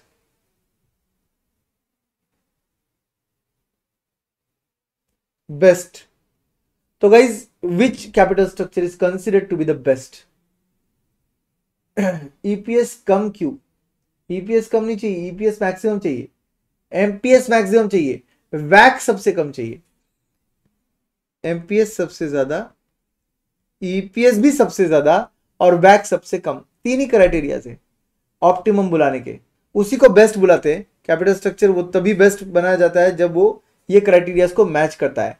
बट रियल लाइफ में ऐसा कौन सा कैपिटल स्ट्रक्चर है जो सबसे बेस्ट ऑप्टिमम है, जो सबसे बेस्ट है, सबके लिए बेस्ट है? 30% debt 70% equity, 40% debt 60% equity, 50% debt 50% equity, या 40% इक्विटी 60% डेट? क्या लगता है आपको कौन सा कैपिटल स्ट्रक्चर सबके लिए बेस्ट है? तो गाइस ऐसा कोई कैपिटल स्ट्रक्चर नहीं होता है जो सबके लिए बेस्ट होता है। आप ऐसा नहीं बोल सकते 30% इक्विटी ये डेट ले लो, 70% इक्विटी ले लो, सबके लिए बेस्ट हो जाएगा। सबके लिए बेस्ट नाम की चीज सिर्फ थियोरेटिकल है। ये तीन चीजें मैच होने वाली चीज को सबसे बेस्ट बोलते हैं। ओवरऑल कॉस्ट ऑफ कैपिटल सबसे कम होना चाहिए, ईपीएस सबसे ज्यादा होना चाहिए और एमपीएस सबसे ज्यादा होना चाहिए, मतलब ही शेयर होल्डर का वेल्थ बढ़ेगा। बट ये सिर्फ थियोरेटिकल कॉन्सेप्ट है, ये डेफिनेशन है। रियल लाइफ में कंपनी टू कंपनी डिफर करता है कि तेरे कंपनी के लिए कौन सा बेस्ट है। उसको ऑप्टिमम नहीं बुलाते, उसको अप्रोप्रिएट बुलाते हैं। आपका कैपिटल स्ट्रक्चर आपके लिए जो बेस्ट होता है उससे बुलाते हैं अप्रोप्रिएट कैपिटल स्ट्रक्चर। आपके बिजनेस में अप्रोप्रिएट कैपिटल स्ट्रक्चर तब बनता है जब आपके 5 क्राइटेरिया मैच होते हैं।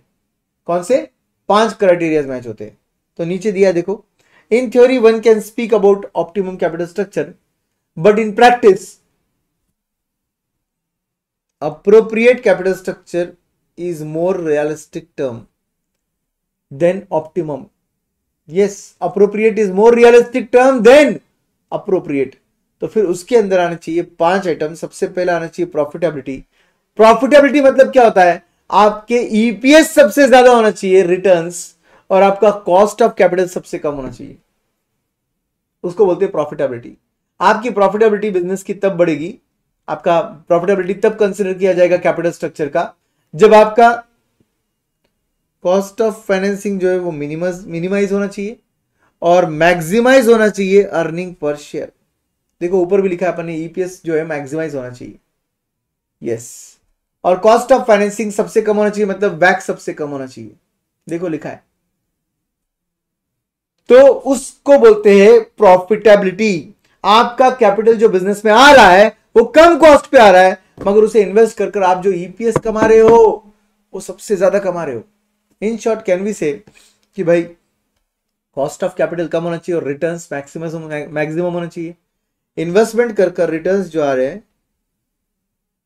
कभी भी ज्यादा होना चाहिए आपके कॉस्ट ऑफ कैपिटल से।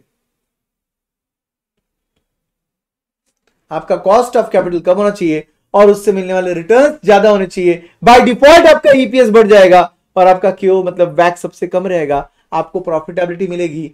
इसी को बोलते हैं अप्रोप्रिएट कैपिटल स्ट्रक्चर। तो हर कंपनी को देखना पड़ता है कि मेरा ऐसा कौन सा लेवल है जहां पर ऐसा होगा। दूसरी बात, फ्लेक्सिबिलिटी। आपका कैपिटल स्ट्रक्चर आपको फ्लेक्सिबिलिटी देनी चाहिए। सर किस बात की फ्लेक्सिबिलिटी चाहिए? सर फ्लेक्सिबिलिटी चाहिए कि जब जब मार्केट सिनेरियो फेवरेबल लगे तब तब आप फंड रेज कर पाओ। जब जब मार्केट सिनेरियो फेवरेबल लगे तब आपका फंड रेज होना चाहिए। Yes, that is called as flexibility. Fund raising का फ्लेक्सिबिलिटी होना चाहिए दोस्तों। तो यहां पर capital structure should be such that the company can raise the funds whenever needed. आपको ऐसा नेगेटिव क्या बोलते हैं कंडीशंस नहीं होनी चाहिए, कम से कम होनी चाहिए कि भाई हमें अप्रूवल लिए बगैर आप पैसा रेज नहीं करोगे। कोई रोक रहा है आपको पैसा रेज करने में, आपका फ्लेक्सिबिलिटी मिसिंग है। जैसे कि जब आप बैंक लोन लेते हो तो बैंक आपको एग्रीमेंट साइन करवाता है। उस एग्रीमेंट में लिखा रहता है कि कंपनी को अगर फ्यूचर में पैसा और चाहिए तो कंपनी पहले बैंक का एनओसी लेगा, नो ऑब्जेक्शन सर्टिफिकेट, और उसके बाद ही फंड रेज कर पाएगा आगे का।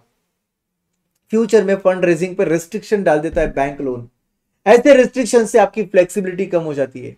आपकी फ्लेक्सिबिलिटी बोलती है जब जब पैसा रेज करना है, रेज करने की फ्रीडम होनी चाहिए हमारे पास। Yes. Third will be conservation. Conservation का मतलब क्या हुआ, यहां पर तो पहले अंडरलाइन कर लो, raise funds whenever needed, ताकि समझ जाए आपको फ्लेक्सिबिलिटी क्या है। अब बात करते हैं कंजर्वेशन की। तो कंजर्वेशन दोस्तों वो होता है जहां पर आप थोड़ा रुक रुक कर, फूक फूक कर कदम डाल रहे हो, उसे बोलते हैं कंजर्वेशन, जिसको आपने अकाउंटिंग में कंजर्वेटिज्म के नाम से जाना होगा। यस। तो फाइनेंस में भी कंजर्वेटिज्म है भाई। कंजर्वेटिज्म किस बात का है सर? हमने देखा debt is a riskier source of finance, though it is cheaper but it is riskier. तो डेट लेने का मन तो करेगा भरपूर, बट पूरा डेट लेने का नहीं, बुलाती है मगर जाने का नहीं। वैसे ही डेट लेने का मन करेगा पूरा का पूरा, बट लेने का नहीं। बिकॉज डेट अगर लेंगे बहुत ज्यादा तो ऑटोमेटिकली होगा ऐसा कि आपका रिस्क बढ़ जाएगा और आप एक टाइम बाद बर्बाद हो जाओगे। आपका डेट इतना ज्यादा हो जाएगा कि कंपनी बंद हो जाएगी, लिक्विडेट करना पड़ेगा कंपनी को। ऐसा मत होने दो। आपका कंजर्वेटिज्म प्रिंसिपल फॉलो करो। डेट एक लिमिट के आगे जाना ही नहीं चाहिए। कंजर्वेटिव रहो डेट के बारे में। फायदा है मगर नुकसान बहुत है, इसलिए एक लिमिट के आगे डेट को नहीं लेना चाहिए, उसे बोलते हैं conservation. Debt content should not exceed the maximum which the company can bear. Company से जितना बर्दाश्त होता है ना, उतना ही डेट लेना चाहिए कंपनी ने, उससे ज्यादा नहीं लेना चाहिए। Yes, that is called as conservation. Next is solvency. आपके बिजनेस में आपका जो सॉल्वेंसी है वो रिस्क पर नहीं आना चाहिए। The capital structure should be such that the firm should not run the risk of becoming insolvent. तो कैन वी से firm does not run the risk of becoming insolvent वो तभी होगा जब आप कंजर्वेशन फॉलो कर रहे हो। सो इसलिए बोलते हैं फोर्थ अगर फॉलो मतलब होना चाहिए तो थर्ड को फॉलो करो। कंजर्वेशन रहो भाई, कंजर्वेटिव रहो। डेट एक लिमिट के आगे मत लो। डेट एक लिमिट के आगे लेने से क्या होगा सर? रिस्क इतना बढ़ जाएगा बेटा कि तुझे समझेगा भी नहीं तेरी कंपनी कब डूब गई। मतलब ही आपका सॉल्वेंसी जो है खतरे में आ जाएगा। अगर आप कंजर्वेशन फॉलो करोगे तो सॉल्वेंसी खतरे में नहीं आएगा, सॉल्वेंसी प्रोटेक्टेड रहेगा। यस, सो सॉल्वेंसी को प्रोटेक्टेड रखकर चलना अपना काम है। Next will be control. Control का मतलब होता है डाइल्यूजन ऑफ कंट्रोल, जिसको हमने चैप्टर नंबर 1 में पढ़ा था। कंट्रोल डाइल्यूट तब होता है जब कंपनी इशू करता है फ्रेश इक्विटी। तो ये पॉइंट बोलता है फ्रेश इक्विटी ज्यादा इशू मत करो, मिनिमम करो, ताकि risk of dilution of control भी मिनिमम रहे। ट्रू सेंस में पब्लिक लिमिटेड कंपनी अगर हो गई ना, पूरे शेयर्स कंपनी के अगर पब्लिक के पास है, कोई पर्टिकुलर फैमिली या कोई पर्टिकुलर बिजनेसमैन, टाटा, बिरला, अडानी, अंबानी, ऐसा कोई पर्टिकुलर बिजनेसमैन अगर आपकी कंपनी को लीड नहीं कर रहा है, पब्लिक के पास पूरे शेयर्स है, तो ये कंपनी का कुछ नहीं हो सकता भाई। ये कंपनी का क्यों नहीं हो सकता सर कुछ? बिकॉज इसमें डिसीजन मेकिंग स्प्लिट हो गया है पूरा। ये मत होने दो। डेट एक लिमिट के आगे मत जाने दो, उसको बोलते हैं कंजर्वेशन।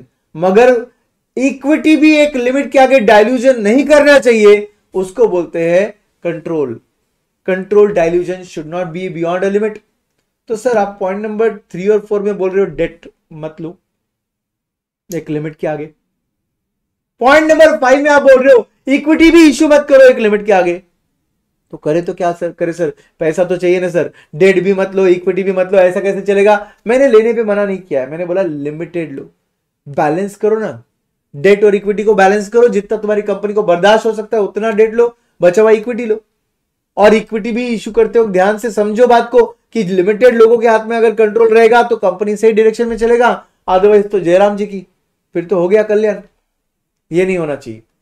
इसीलिए ये 5 फीचर आने के बाद इस कंपनी को बोलते हैं, इस कैपिटल स्ट्रक्चर को बोलते हैं अप्रोप्रिएट। कौन से 5 है सर? नंबर 1 आपका जो प्रॉफिटेबिलिटी है वो मेंटेन होना चाहिए। नंबर 2 प्रॉफिटेबिलिटी के साथ साथ फ्लेक्सिबिलिटी भी मिलनी चाहिए। नंबर 3 कंजर्वेशन, मतलब डेट एक लिमिट के आगे में नहीं बढ़ना चाहिए। नंबर 4 सॉल्वेंसी प्रोटेक्टेड रहनी चाहिए, वो कंजर्वेशन फॉलो करने से हो जाएगा। And last control dilution. Control dilution एक लिमिट के आगे मत करो, मुश्किल में आ जाओगे। यस, तो ये सब फीचर्स जो 5 फीचर्स है इसको बोलते हैं appropriate capital structure. Appropriate capital structure बोलते हैं इसे, ठीक है। अब बात करेंगे कि भाई मेजर कंसिडरेशन क्या देखे जाता है जब फंड रेजिंग करते हैं। फंड रेजिंग करते तो रिस्क कॉस्ट कंट्रोल, जिसको हम लोग बोलते थे आरसीसी, मेनली आरसीसी देखा जाता है, रिस्क कॉस्ट एंड कंट्रोल। आप सबको पता है the cost of dash funds is most risky, debt fund high risk, उससे कम रिस्क होता है प्रेफरेंस का, slightly higher than equity but obviously lower than debt, और यहां पर सबसे कम रिस्क होता है इक्विटी का। इक्विटी का रिस्क सबसे कम होता है दोस्तों, बिकॉज इक्विटी वाले लोग अपना पैसा वापस नहीं मांगते, प्रिंसिपल अमाउंट नहीं मांगते, periodically fix rate of return भी नहीं मांगते, सबसे कम रिस्क है। मगर इनसे ज्यादा रिस्क है प्रेफरेंस का, बिकॉज ये लोग फिक्स रेट से डिविडेंड मांग रहे हैं। यस सर, बट उससे भी ज्यादा डेट वालों का रिस्क है, बिकॉज लॉस होने के बावजूद भी इंटरेस्ट मांग रहे हैं, फिक्स रेट से इंटरेस्ट मांग रहे, प्रिंसिपल भी वापस मांगेंगे। सर वो तो प्रेफरेंस वाले भी मांगेंगे ना सर, यस, बट प्रेफरेंस वाले लोग लॉसेस के केस में डिविडेंड नहीं मांगते, यहां पर तो लॉसेस के केस में इंटरेस्ट मांगा जाता है। तो ऐसे सिनेरियो में नो डाउट आपका लोन जो है ना सबसे रिस्की हो गया, उससे कम रिस्की है प्रेफरेंस और सबसे कम रिस्की है इक्विटी। बट कॉस्ट की हद तक टोटली रिवर्स है, कॉस्ट की हद तक सबसे ज्यादा एक्सपेंसिव है इक्विटी, उससे कम एक्सपेंसिव है प्रेफरेंस और सबसे कम है डेट। टैक्स शील्ड मिलेगा, यस सर। फिक्स्ड एक्सपेक्टेशन रहेंगे, यस सर, चैप्टर नंबर 1 याद है सर, वहां पर टैक्स शील्ड नहीं मिलेगा, फिक्स्ड एक्सपेक्टेशन रहेंगे। तो भाई इससे बढ़कर हो गया ना ये रिस्क, क्योंकि फिक्स्ड एक्सपेक्टेशन आ गए, रिस्क की हद तक, सॉरी आपका यहां पर रिस्क नहीं कॉस्ट चल रहा है, कॉस्ट की हद तक यहां पर टैक्स शील्ड मिल रहा था, वहां पर टैक्स शील्ड नहीं मिल रहा है। क्यों नहीं मिल रहा है सर प्रेफरेंस में टैक्स शील्ड? प्रेफरेंस डिविडेंड जब आप पे करते हो it is not debited to PNL account, it is debited to PNL appropriation, इसकी वजह से टैक्स शील्ड नहीं मिलता है। बट यहां पर इंटरेस्ट की वजह से टैक्स शील्ड मिलता है। तो बाय डिफॉल्ट इंटरेस्ट मतलब लोन जो है वो सबसे चीपेस्ट हो गया, उससे कम चीपर है प्रेफरेंस, और सबसे कम सबसे महंगा कॉस्ट जो है ना वो उसका है जिसका रिस्क सबसे कम था, इक्विटी वाले लोग। भोली सूरत दिल के खोटे है ये। क्यों सर, ऐसा क्यों इल्जाम लगा रहे हो इन पे? क्योंकि दोस्तों ये लोग बोलते हैं रिस्क सबसे कम है, हम हमारा पैसा वापस नहीं मांगेंगे, रख लो, प्रिंसिपल अमाउंट वापस मत दो, अरे फिक्स रेट ऑफ डिविडेंड भी मत दो। मगर जैसी बात आती है रिटर्न्स देने की तो ये लोग बोलते हैं अरे कंपनी के ओनर है, अपन ओनर है तो सबसे ज्यादा रिस्क चाहिए, सॉरी सबसे ज्यादा रिटर्न चाहिए, सबसे बड़ा रिस्क भी तो हमने लिया है, सबको देने के बाद जो बच रहा है वो हम ले रहे हैं, तो ऑब्वियसली हम ओनर है, और अगर हम ओनर है तो हमारा सबसे ज्यादा हक होता है रिटर्न्स पर। तो इनके एक्सपेक्टेशन फिक्स्ड नहीं होते, हाई एक्सपेक्टेशन होते बिकॉज ऑफ ओनरशिप। और दूसरी बात, इनको जो दिया जाता है डिविडेंड इक्विटी वाला वो पीएनएल डेबिट नहीं होता, पीएनएल अप्रोप्रिएशन डेबिट होता है। तो भाई साहब और क्या झमेला यार, मतलब और क्या चाहिए? सबसे ज्यादा रिस्क भले ही डेट वालों का था मगर सबसे चीपेस्ट डेट वाले थे ये लोग, सबसे लोएस्ट रिस्क वाले थे इक्विटी वाले लोग, मगर इनका कॉस्ट सबसे ज्यादा था। दो रीजन है दोस्तों, number 1 higher expectation due to ownership and number 2 non tax deductible. यहां पर प्रेफरेंस वाले का स्लाइटली लोएस्ट है कॉस्ट। क्यों लोएस्ट है सर? इनका जो कॉस्ट है ये लोएस्ट क्यों है सर? क्योंकि ये लोग फिक्स्ड एक्सपेक्टेशन मांग रहे हैं, हाई एक्सपेक्टेशन नहीं मांग रहे, मगर नॉन टैक्स डिडक्टेबल है, टैक्स शील्ड नहीं मिल रहा है। इनका तो सबसे लोएस्ट कॉस्ट है, टैक्स शील्ड भी मिल रहा है और फिक्स्ड एक्सपेक्टेशन भी है। Tax shield fixed expectation, only fixed expectation, no tax shield. यहां पे high expectation and no tax shield. Yes, last point आता है दोस्तों कंट्रोल। डाइल्यूजन ऑफ कंट्रोल होगा अगर आप इक्विटी की बात करोगे, तो इक्विटी की बात करोगे डाइल्यूजन ऑफ कंट्रोल होगा। फ्रेश इश्यू ऑफ इक्विटी कर लो, नए शेयर्स एडअप हो जाएंगे, आपकी कंपनी का जो कंट्रोल है वो बिखर जाएगा, कुछ लोगों के अंदर कंट्रोल जो है वो स्प्लिट हो जाएगा। आप ज्यादा लोगों को इनवाइट कर रहे हो अगले एजीएम में, ऐसा समझ लो जब जब आप फ्रेश इश्यू ऑफ इक्विटी कर रहे हो, जब जब आप फ्रेश इश्यू ऑफ इक्विटी कर रहे हो आपका कंट्रोल जो है वो दूसरों के हाथों में भी बटा जा रहा है। ये नहीं चाहिए अपने को। फ्रेश इश्यू ऑफ इक्विटी के केस में कंट्रोल डाइल्यूजन होता है, एक लिमिट तक डाइल्यूजन ऑफ कंट्रोल, ठीक है। अल्टीमेट ओनरशिप जो है उन्हीं के हाथ में होना चाहिए जिनका कंपनी है। दूसरी बात, प्रेफरेंस के केस में कोई डाइल्यूजन ऑफ कंट्रोल नहीं होता, इनको वोटिंग पावर नहीं होती है एजीएम में। ये लोगों को रेस्ट्रिक्टेड वोटिंग पावर होती है only to matters connected to with them. और डेट वालों के केस में तो सवाल ही नहीं आता वोटिंग का, शेयर कैपिटल ही नहीं दिया, बोरोड फंड्स दिए कंपनी को, तो काय का वोटिंग पावर, इनको तो वोटिंग पावर भी नहीं है, उनका वोटिंग पावर रेस्ट्रिक्टेड है। और सबसे जबरदस्त voting power, free voting power जो है वो इक्विटी वालों को मिलता है। यस, तो ये था RCC, risk cost and control. सबसे ज्यादा रिस्की कौन हुआ? सबसे ज्यादा रिस्की डेट है सर। सबसे कम कॉस्टली कौन सा हुआ? डेट है सर। सबसे कम कॉस्टली, सबसे ज्यादा रिस्की डेट। लिख देते हैं यहां पर summary. Debt highest risk and lowest cost.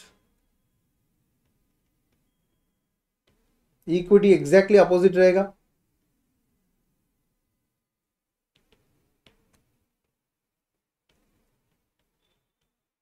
Lowest risk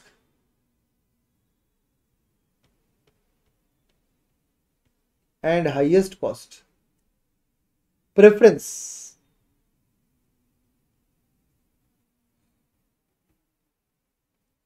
moderate risk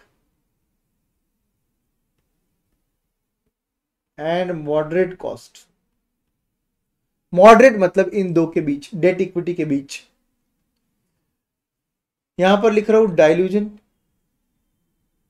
date की हद तक नो डाइल्यूजन, इक्विटी की हद तक यस डाइल्यूजन, प्रेफरेंस की हद तक नो डाइल्यूजन। आई होप आपको समझ गया है। Risk, cost and dilution, risk cost and control. Dilution का दूसरा नाम रहेगा control, control oblique dilution, control oblique dilution, risk cost and control. Yes my dear friends, तो यहां पर हम लोग डिस्कस कर चुके हैं चैप्टर नंबर 3 का थ्योरेटिकल पार्ट। चैप्टर नंबर 3 का थ्योरेटिकल पार्ट डिस्कस हो चुका है। अब सब लोग ध्यान देंगे मेरी बातों पर। हम लोग ना इस चैप्टर में 3 पार्ट सीखेंगे, ध्यान से देखना मेरी बात, समझना। उसके बाद आगे बढ़ते, कल जो है हम इसको कंटिन्यू करेंगे, मगर आज जो है इसका पूरा आइडिया ले लीजिए आप, ताकि आपका कल से जो कंफर्ट लेवल रहेगा वो सबसे हाईएस्ट रहेगा। इस चैप्टर के मैं 3 पार्ट में डिवाइड करना चाहूंगा। इस चैप्टर में 3 ब्रॉड क्लासिफिकेशन है दोस्तों।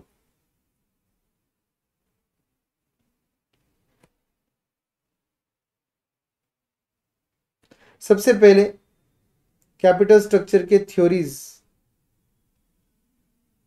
4 थ्योरीज है। NI approach, NOI approach, MM approach, with and without tax.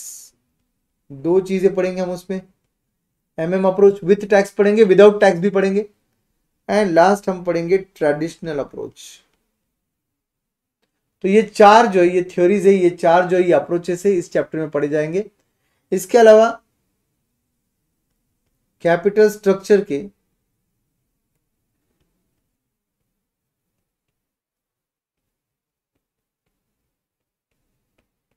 Expansion वाले क्वेश्चंस, जब जब कैपिटल स्ट्रक्चर के एक्सपांशन वाले क्वेश्चंस की बात आएगी, पीएस के 3 गोल्डन रूल याद रखना, प्रशांत सारड़ा के 3 गोल्डन रूल याद रखना, आपके ये क्वेश्चन सॉल्व हो जाएंगे।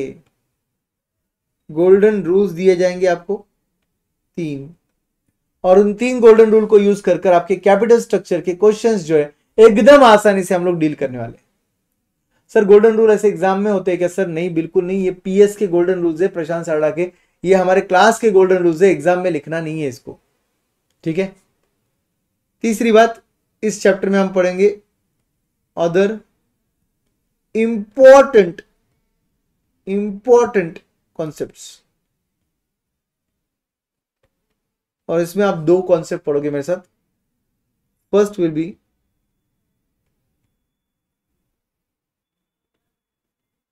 Financial break even point,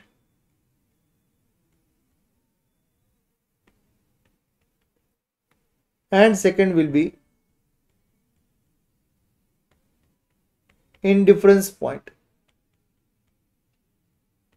sir ये क्या होता है? डोंट वरी, हम ये चैप्टर में पढ़ने वाले हैं। तो इस चैप्टर के ब्रॉडली स्पीकिंग 3 टाइप रहेंगे, एक थ्योरी रहेगा, एक प्रैक्टिकल कैपिटल स्ट्रक्चर के एक्सपांशन वाले क्वेश्चंस रहेंगे, और लास्ट में अदर इंपॉर्टेंट कॉन्सेप्ट रहेंगे। तो ये 3 पार्ट अगर हम लोग कवर कर लेते तो ये चैप्टर जो है ये कंप्लीट हो जाता है। आज हम लोग यहां पर स्टॉप करेंगे बिकॉज आप में से काफी लोगों को नोट्स नहीं मिले हैं, सॉफ्ट कॉपी से आप कर रहे हो, प्रैक्टिकल पार्ट है, ऑब्वियसली जितना हार्ड कॉपी आपके साथ रहेगा उतना आपको मजा आएगा सॉल्व करने में। दूसरी इंपॉर्टेंट बात, ऐप पर भी रहेगा लेक्चर कल से, तो ऐप ऑब्वियसली इंपॉर्टेंट है अपने लिए, और ऐप का जो लिंक है वो आपको मिल जाएगा। अगर आप इस नंबर पर कांटेक्ट करोगे तो आपको सब डिटेल मिल जाएंगे। व्हाट्सएप पे कांटेक्ट करना आपको 7888060008, ये मेरी टीम का नंबर है, आप इसे PS टीम के नाम से सेव कर सकते हो। तो आप लेक्चर कहीं से भी खरीदे हो, आपको कुछ टेक्निकल हेल्प चाहिए तो आप डेफिनेटली ये नंबर को कांटेक्ट कर सकते हो। पैन इंडिया कहीं पे भी आपने लेक्चर खरीदा हो, आप ये नंबर पे कांटेक्ट करके आपका टेक्निकल हेल्प ले सकते हो।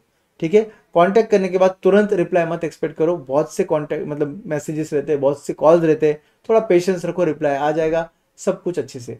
ठीक है, व्हाट्सएप से सबसे ज़बरदस्त कम्युनिकेशन होता है, एकदम अच्छे से कम्युनिकेशन होता है, रिप्लाई भी तुरंत हो सकता है। ठीक है, कॉल करने की ऐसा ज़रूरत नहीं होती है आपको।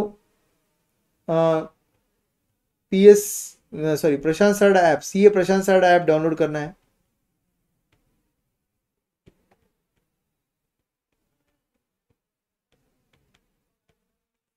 आपको CA Prashant Sarda app download करना है गूगल प्ले स्टोर से। आपका एंड्रॉयड ऐप है ये, iOS पे नहीं चलता, ये एंड्रॉयड ऐप है और ये आपके कंप्यूटर्स विंडोज़ वगैरह पे भी चलता है। ठीक है, तो ये ऐप को आपको डाउनलोड करना है और इस ऐप में हमारे सभी लेक्चर्स प्ले होते हैं। सीरियल की आपके मेल पे आती है, और अगर आप वी स्मार्ट से परचेस किए हो तो आप डायरेक्टली वी स्मार्ट के लॉगिन में से उसे एक्सट्रैक्ट कर सकते हो। सीरियल की को आप एक्सट्रैक्ट कर सकते हो लॉगिन में से, मगर वी स्मार्ट के सिर्फ लॉगिन में से उस की को एक्सट्रैक्ट करना है, मगर यही ऐप पे आपको डाउनलोड करना है और एक्टिवेट करना है। आप रियो प्ले पे एक्टिवेट नहीं करोगे, CA प्रशांत सरडा ऐप पे एक्टिवेट करोगे। ध्यान से समझ रहे हो मेरी बात को, ये ऐप पर ही आपको एक्टिवेट करना है। अगर आपने मेरे ऑफिस से ये लेक्चर्स बाय किए रहेंगे तो आपको मेल से लेक्चर्स, आपको सीरियल की मिल जाएगी। आपका जो ईमेल आता है हमारा वो है calecturesps@gmail.com।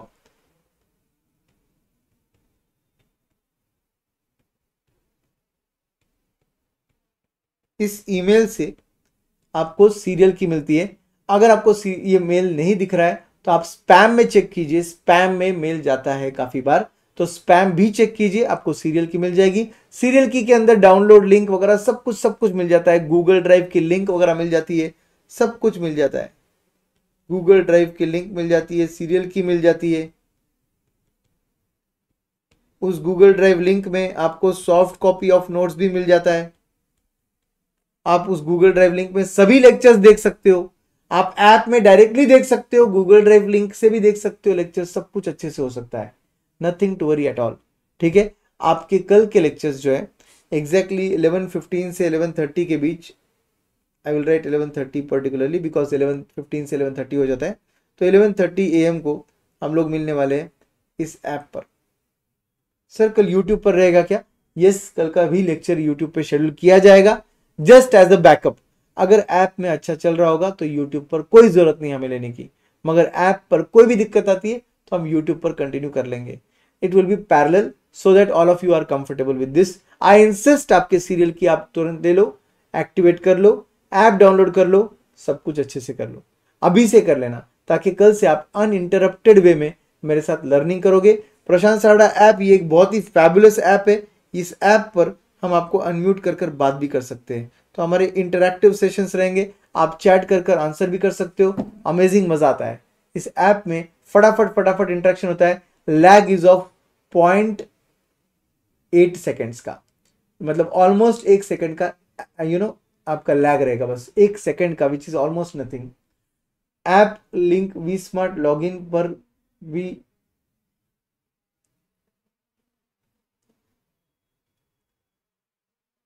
App link V smart login पर दी है, वहां से किया है, वही है ना सर?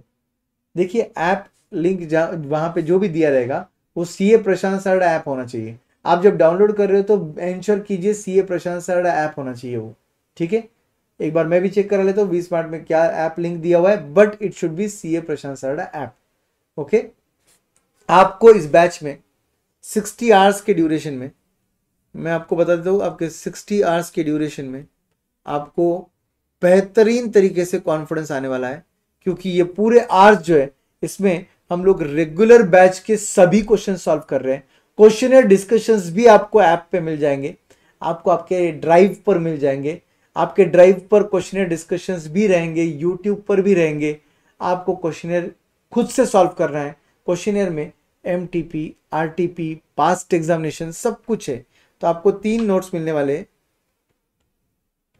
यूओबी का टेक्स्ट बुक जो हम क्लास में सॉल्व करेंगे और होमवर्क के तौर पे भी देंगे। क्लास ऑब्लिक होमवर्क सॉल्व लिख रहा हूं मैं इधर, यूओबी का टेक्स्ट बुक। उसके साथ साथ आपको क्वेश्चनियर बुक मिलेगा,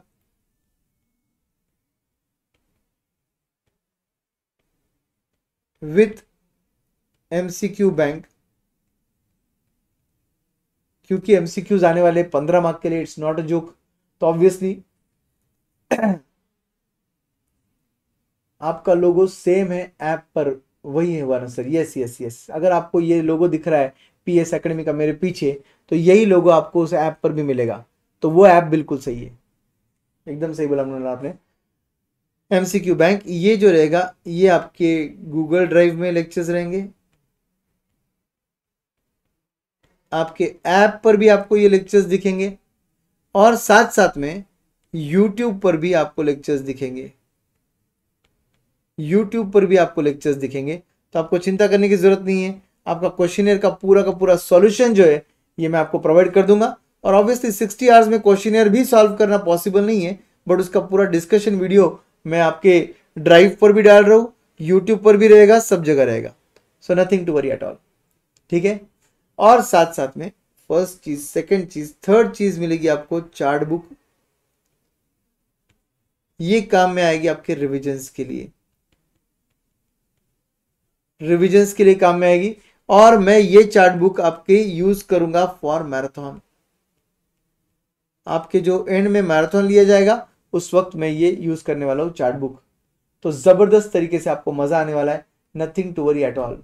Ganesh Mudra is saying chart book मिलेगा क्या? यस, ये देखिए मैंने लिखा है आपको 3 बुक मिलेंगी। एक ईओबी का टेक्स्ट बुक भी मिलेगा, क्वेश्चनर बुक लेटेस्ट लाया है हमने, बहुत से नए क्वेश्चन ऐड किए यहाँ पर, MCQ बैंक क्रिएट किया है पूरा 400 MCQs का, वो भी आपको दिया जाएगा। और चार्ट बुक जो है, वो चार्ट बुक की खासियत है, आपको चार्ट बुक FM विथ तोड़ SM मिलेगा। मतलब अमित सर का SM और मेरा FM दोनों का एक कंबाइंड चार्ट बुक आपको मिलेगा, ताकि आपके SM का प्रिपरेशन भी अच्छा हो जाए। तो ये कुल मिलाकर आपका मिलने वाले मटेरियल्स रहेंगे, और आपको मजा आ जाएगा इस बैच में। थ्रू आउट ये बैच में बहुत अमेजिंग तरीके से आपको मजा आएगा। ये बात की मैं आपको एश्योरेंस देता हूं, मैं आपको क्वालिटी एश्योरेंस की बात कर रहा हूं। ये पक्के से होगा, मतलब होगा, nothing to worry at all, ठीक है। Your all queries will be entertain, nothing to worry at all. तो ये रहा आपका ओवरऑल बैच का ओवरव्यू। अब मैं आपको और आगे की बात बताता हूं, टेक अवे।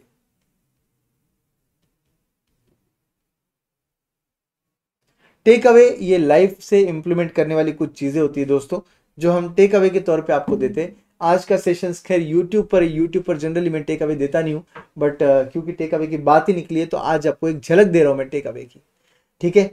तो टेक अवे जो है वो आज का ये है कि भाई ये टेक अवे ना कोई स्टडी रिलेटेड होना जरूरी नहीं होता, ये जनरल लाइफ रिलेटेड होता है, ठीक है। और ये स्टोरी फॉर्म में भी हो सकता है, ये नॉर्मल भी हो सकता है, कुछ भी हो सकता है, ठीक है। तो you just focus, I will tell you what is the take away. Generally आप लोग जानते हो कि वर्ल्ड पॉपुलेशन में, चलो वर्ल्ड छोड़ दो, वर्ल्ड क्या तेल लेने, इंडिया पॉपुलेशन में अधिकतर लोग गरीब होते, अधिकतर लोग गरीब होते। मेरा ये मानना है दोस्तों personally, if you are born in a poor family, it's not your fault, but if you die poor, then it's your fault. जिंदगी ऐसी जियो जिसमें आप कुछ कमा कर जियो, कुछ मेहनत कर कर हासिल करो, और ऐसी जिंदगी जियो भाई जो तुम पैदा हुए थे गरीब। मरना गरीब नहीं है, मरना अमीर है। और अमीर मरने के लिए क्या करना पड़ेगा? अमीर बनना पड़ेगा, पहले मरना नहीं पड़ेगा, अमीर बनना पड़ेगा। और अमीर बनने के लिए क्या करना पड़ेगा? वर्क रिवॉर्ड ये चार्ट पर आपको बिलीव करना पड़ेगा, वर्क रिवॉर्ड ये चार्ट पर आपको बिलीव करना पड़ेगा। So what is work reward chart? ये एक चार्ट मैंने डेवलप किया है, मुझे लगता है कि ये हमारे रियल लाइफ में मोस्ट रेलेवेंट चार्ट है। इस चार्ट को मैं बुलाता हूं वर्क टू रिवॉर्ड वाला चार्ट। ओके, यहां पर मैं वर्क डाल रहा हूं और यहां पर हमको मिलने वाले रिवॉर्ड डाल रहा हूं। ठीक है, लाइफ में हम लोग जो वर्क कर रहे हैं वो स्टार्टिंग में इतना ज्यादा कर रहे हैं और रिवॉर्ड हमको इतना मिल रहा है। स्टार्टिंग में कोई भी फील्ड में, अरे आपकी पढ़ाई ले लो, आपकी पढ़ाई ले लो, स्टार्टिंग में इतना पढ़ोगे और आपको लगेगा इतना सा समझा। Okay, but hold the vision, trust the process. ये जो पीछे लिखा है ना, ये बिल्कुल सही है। Hold the vision and trust the process. तो गाइज, जब आप ये विजन को होल्ड करते हो और प्रोसेस को ट्रस्ट करते हो, अगली बार आप मेहनत करते हो तो आपका रिवॉर्ड ये बन जाता है। उसकी अगली बार आप जब मेहनत करते हो तो आपका रिवॉर्ड ये बन रहा है। मगर दोस्तों मालूम है आपको, इसी में अधिकतर लोग थक जाते हैं और बोलते हैं इतना काम करने के बाद इतना सा रिवॉर्ड मिल रहा है, छोड़ मैं काम ही कम करता हूं। उन्होंने क्या कर दिया? प्रोसेस को ट्रस्ट करना छोड़ दिया। उन्होंने क्या किया? प्रोसेस को ही छोड़ दिया। समझे? और इसीलिए वो अधिकतर लोग गरीब कैटेगरी में रहते हैं, क्योंकि उनके रिवॉर्ड ही इतने से रहते हैं, क्योंकि उनका वर्क आवर इतना ज्यादा रहता है और उनको लगता है कि छोड़ यार, मुझे जिंदगी शायद ऐसी ही जीनी है। और वो वर्क में पूरा ध्यान भी नहीं देते, मन से काम करते नहीं है, जस्ट 10 to 6 जॉब के तौर पे आते हैं, काम करके निकल जाते हैं। इसीलिए वो गरीब के गरीब रहते हैं। हमको ऐसा नहीं बनना है। हमको हमारे पावर पे बिलीव करना है, हमारे प्रोसेस पे ट्रस्ट करना है। और देखते ही देखते टाइम ऐसा आता है दोस्तों कि आप इस चार्ट में ऊपर की सीढ़ी चढ़ जाते हो, जहां पे आप वर्क कर रहे हो और रिवॉर्ड ही आ रहा है। आप एक वर्क कर रहे हो और रिवॉर्ड ही आ रहा है। आप देख रहे हो इस वर्क टू रिवॉर्ड चार्ट में जितना वर्क किया, रिवॉर्ड लगभग उतना ही आया। और काफी टाइम तक अगर आप ऐसी ट्रस्ट करते जाओगे ना इस प्रोसेस में, और इस प्रोसेस में जब आप आगे आगे आगे आगे बढ़ते जाओगे ना, तो आपको समझेगा कि आपका वर्क सिर्फ इतना है और आपका रिवॉर्ड इतना ज्यादा है। आपका वर्क सिर्फ इतना है और आपका रिवॉर्ड इतना ज्यादा है। जो लोग अप्रिशिएट कर रहे, बोल रहे कितना कम काम करता है, क्या कमाता है बॉस। जो लोग आपको आज दिख रहे ना इतना कम काम करता है और इतना कमाता है, उसने नीचे क्या घिसा रहेगा ना आपको पता नहीं। इतना काम किया रहेगा ना उसने कि आपको यकीन नहीं आएगा। और एक टाइम आएगा जो सिर्फ इतना तुम काम कर रहे हो और रिवॉर्ड इतना ज्यादा मिल रहा है। आप में से काफी लोग रहेंगे जो लोग सोचते होंगे टीचर लोग कितना लेक्चर, जिन टीचर से मैं भी पढ़ रहा हूँ अभी, आप सोच रहे होंगे ऐसा कि इतने कम टाइम पढ़ा रहे कितना कमा रहे हैं। भाई इतना कम टाइम पढ़ाने के पीछे कितना काम किया है ना, आपको अंदाजा भी नहीं है। मगर आपको अल्टीमेटली हमने वो प्रोसेस को ट्रस्ट किया, इसलिए हम इस चार्ट के ऊपर वाले पिरामिड सेक्शन में जा रहे हैं। हम लोग ऊपर वाले सेक्शन में जा रहे हैं जहां पे हम कम काम कर रहे हैं, हमको रिवॉर्ड बहुत अच्छा मिल रहा है। बट उसके लिए कई साल हमने ये फेज में गुजारे और हमने प्रोसेस को ट्रस्ट किया कि हम इधर जाने वाले एक बार, और आ गए। मैं चाहता हूं कि आपकी स्टडी के हद तक भी आपका यही डायग्राम रहता है। आपको भी पता है स्टार्टिंग में बहुत पढ़ने के बाद थोड़ा समझता है, आपको लगता है छोड़ यार शायद मेरे से होगा ही नहीं। कुछ लोग 2 ग्रुप से 1 ग्रुप पे आते हैं। अरे ट्रस्ट द प्रोसेस, आप पढ़ते जाओ कंटिन्यूअसली, धीरे धीरे धीरे धीरे रिवॉर्ड बढ़ेगा। एक टाइम आएगा आप थोड़ा ही टाइम पढ़ रहे हो और आपको अबेंडेंट सिलेबस आपका कवर हो रहा है और बहुत अच्छे से देखते ही देखते आपकी पढ़ाई भी पूरी हो जाएगी। लाइफ के हद तक भी यही होता है दोस्तों। तो do implement this takeaway, this is called as work to reward takeaway. This takeaway is called as work to reward takeaway. So ऐसे बहुत से टेक अवेज आपको मिलेंगे आपके बैच में। ऑलमोस्ट हर एक चैप्टर के एंड में आपको एक टेक अवे दिया जाएगा। वीकेंड रहेगा आपको एक टेक अवे दिया जाएगा। So my batch will be full of takeaways and full of concepts and clarity about your examination, how well you write your examination and everything. I assure you one thing, मैं आपका and तक साथ नहीं दूंगा। आपको बस मेरे साथ जुड़े रहना है और इस बैच को कंटिन्यू करना है बहुत शिद्दत से, बहुत अच्छे से। So thank you very much my dear friends. आपको जल्द से जल्द बुक्स मिल जाएंगी और हम इस बैच को कंटिन्यू करेंगे शिद्दत से। हम कल जो सेशन लेंगे वो ऐप पर जरूर लेंगे। 11:15 से 11:30 के बीच आपका सेशन स्टार्ट हो जाएगा कल। ऐप पर भी रहेगा और अगर जरूरत गिरेगी तो यूट्यूब पर भी रहेगा। ठीक है, thank you very much, bye bye, take care. Serial की एक्टिवेट कर लो, ऐप डाउनलोड कर लो, सब कुछ कर लो। ठीक है, बाय बाय।